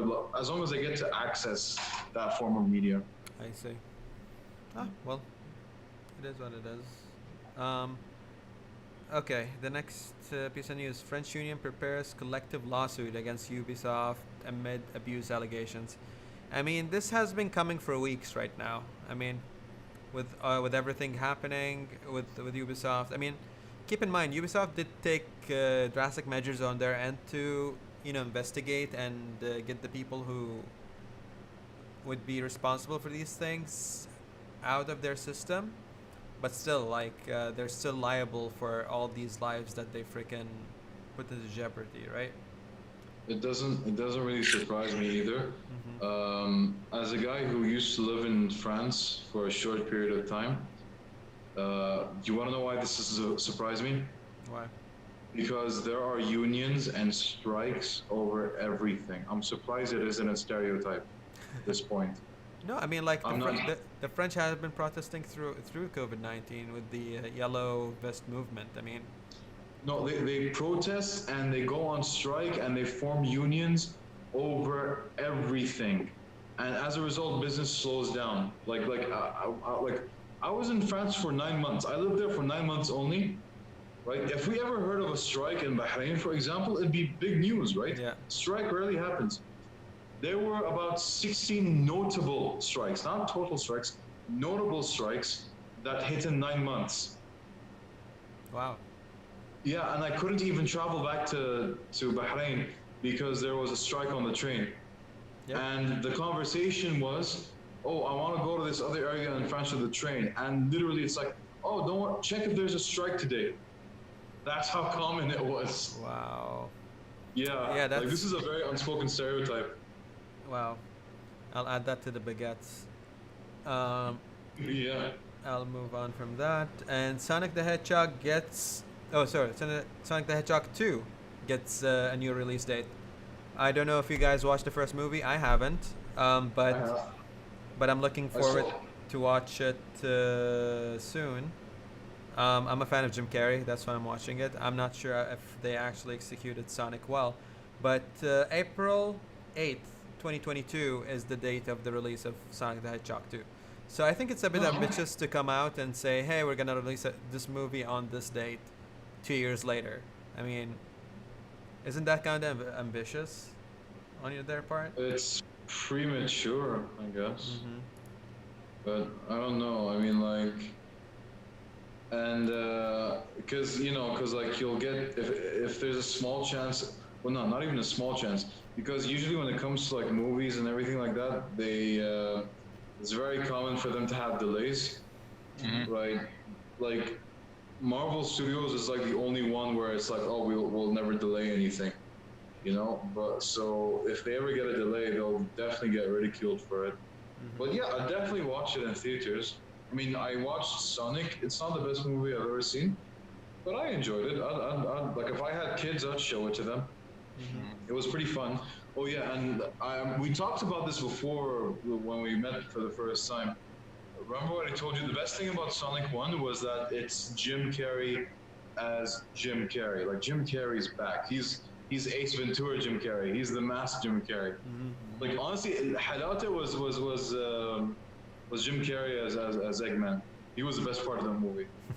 And Sonic, they changed him for the better because I never liked Sonic the Hedgehog's personality in the games. It's like, oh, I'm so radical. And in the movies, he's more like affirmative. He's more like, I mean, he's more naive than he is in the games. But you'll judge for yourself when you watch the movie. Yeah, I'll figure that out. Quicksilver mentions a good point. They said they're planning to release it in theaters on April 8th, 2022. So it's not a fixed date. They're just throwing dates out there. Well. It's definitely open to delays.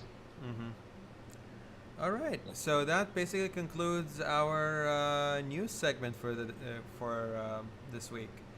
We're at 9:17. Well, we usually want to end at 8, but we always take an hour more. So thank you again for first the guest speaker we have today, Yasser Al-Hamad, for joining us. And thank you for Ahmed Al-Khan for being a great co-host for the show this evening. Any last questions from the chat before we wrap it up? That's it. Yeah, we're good. We're great. Yeah.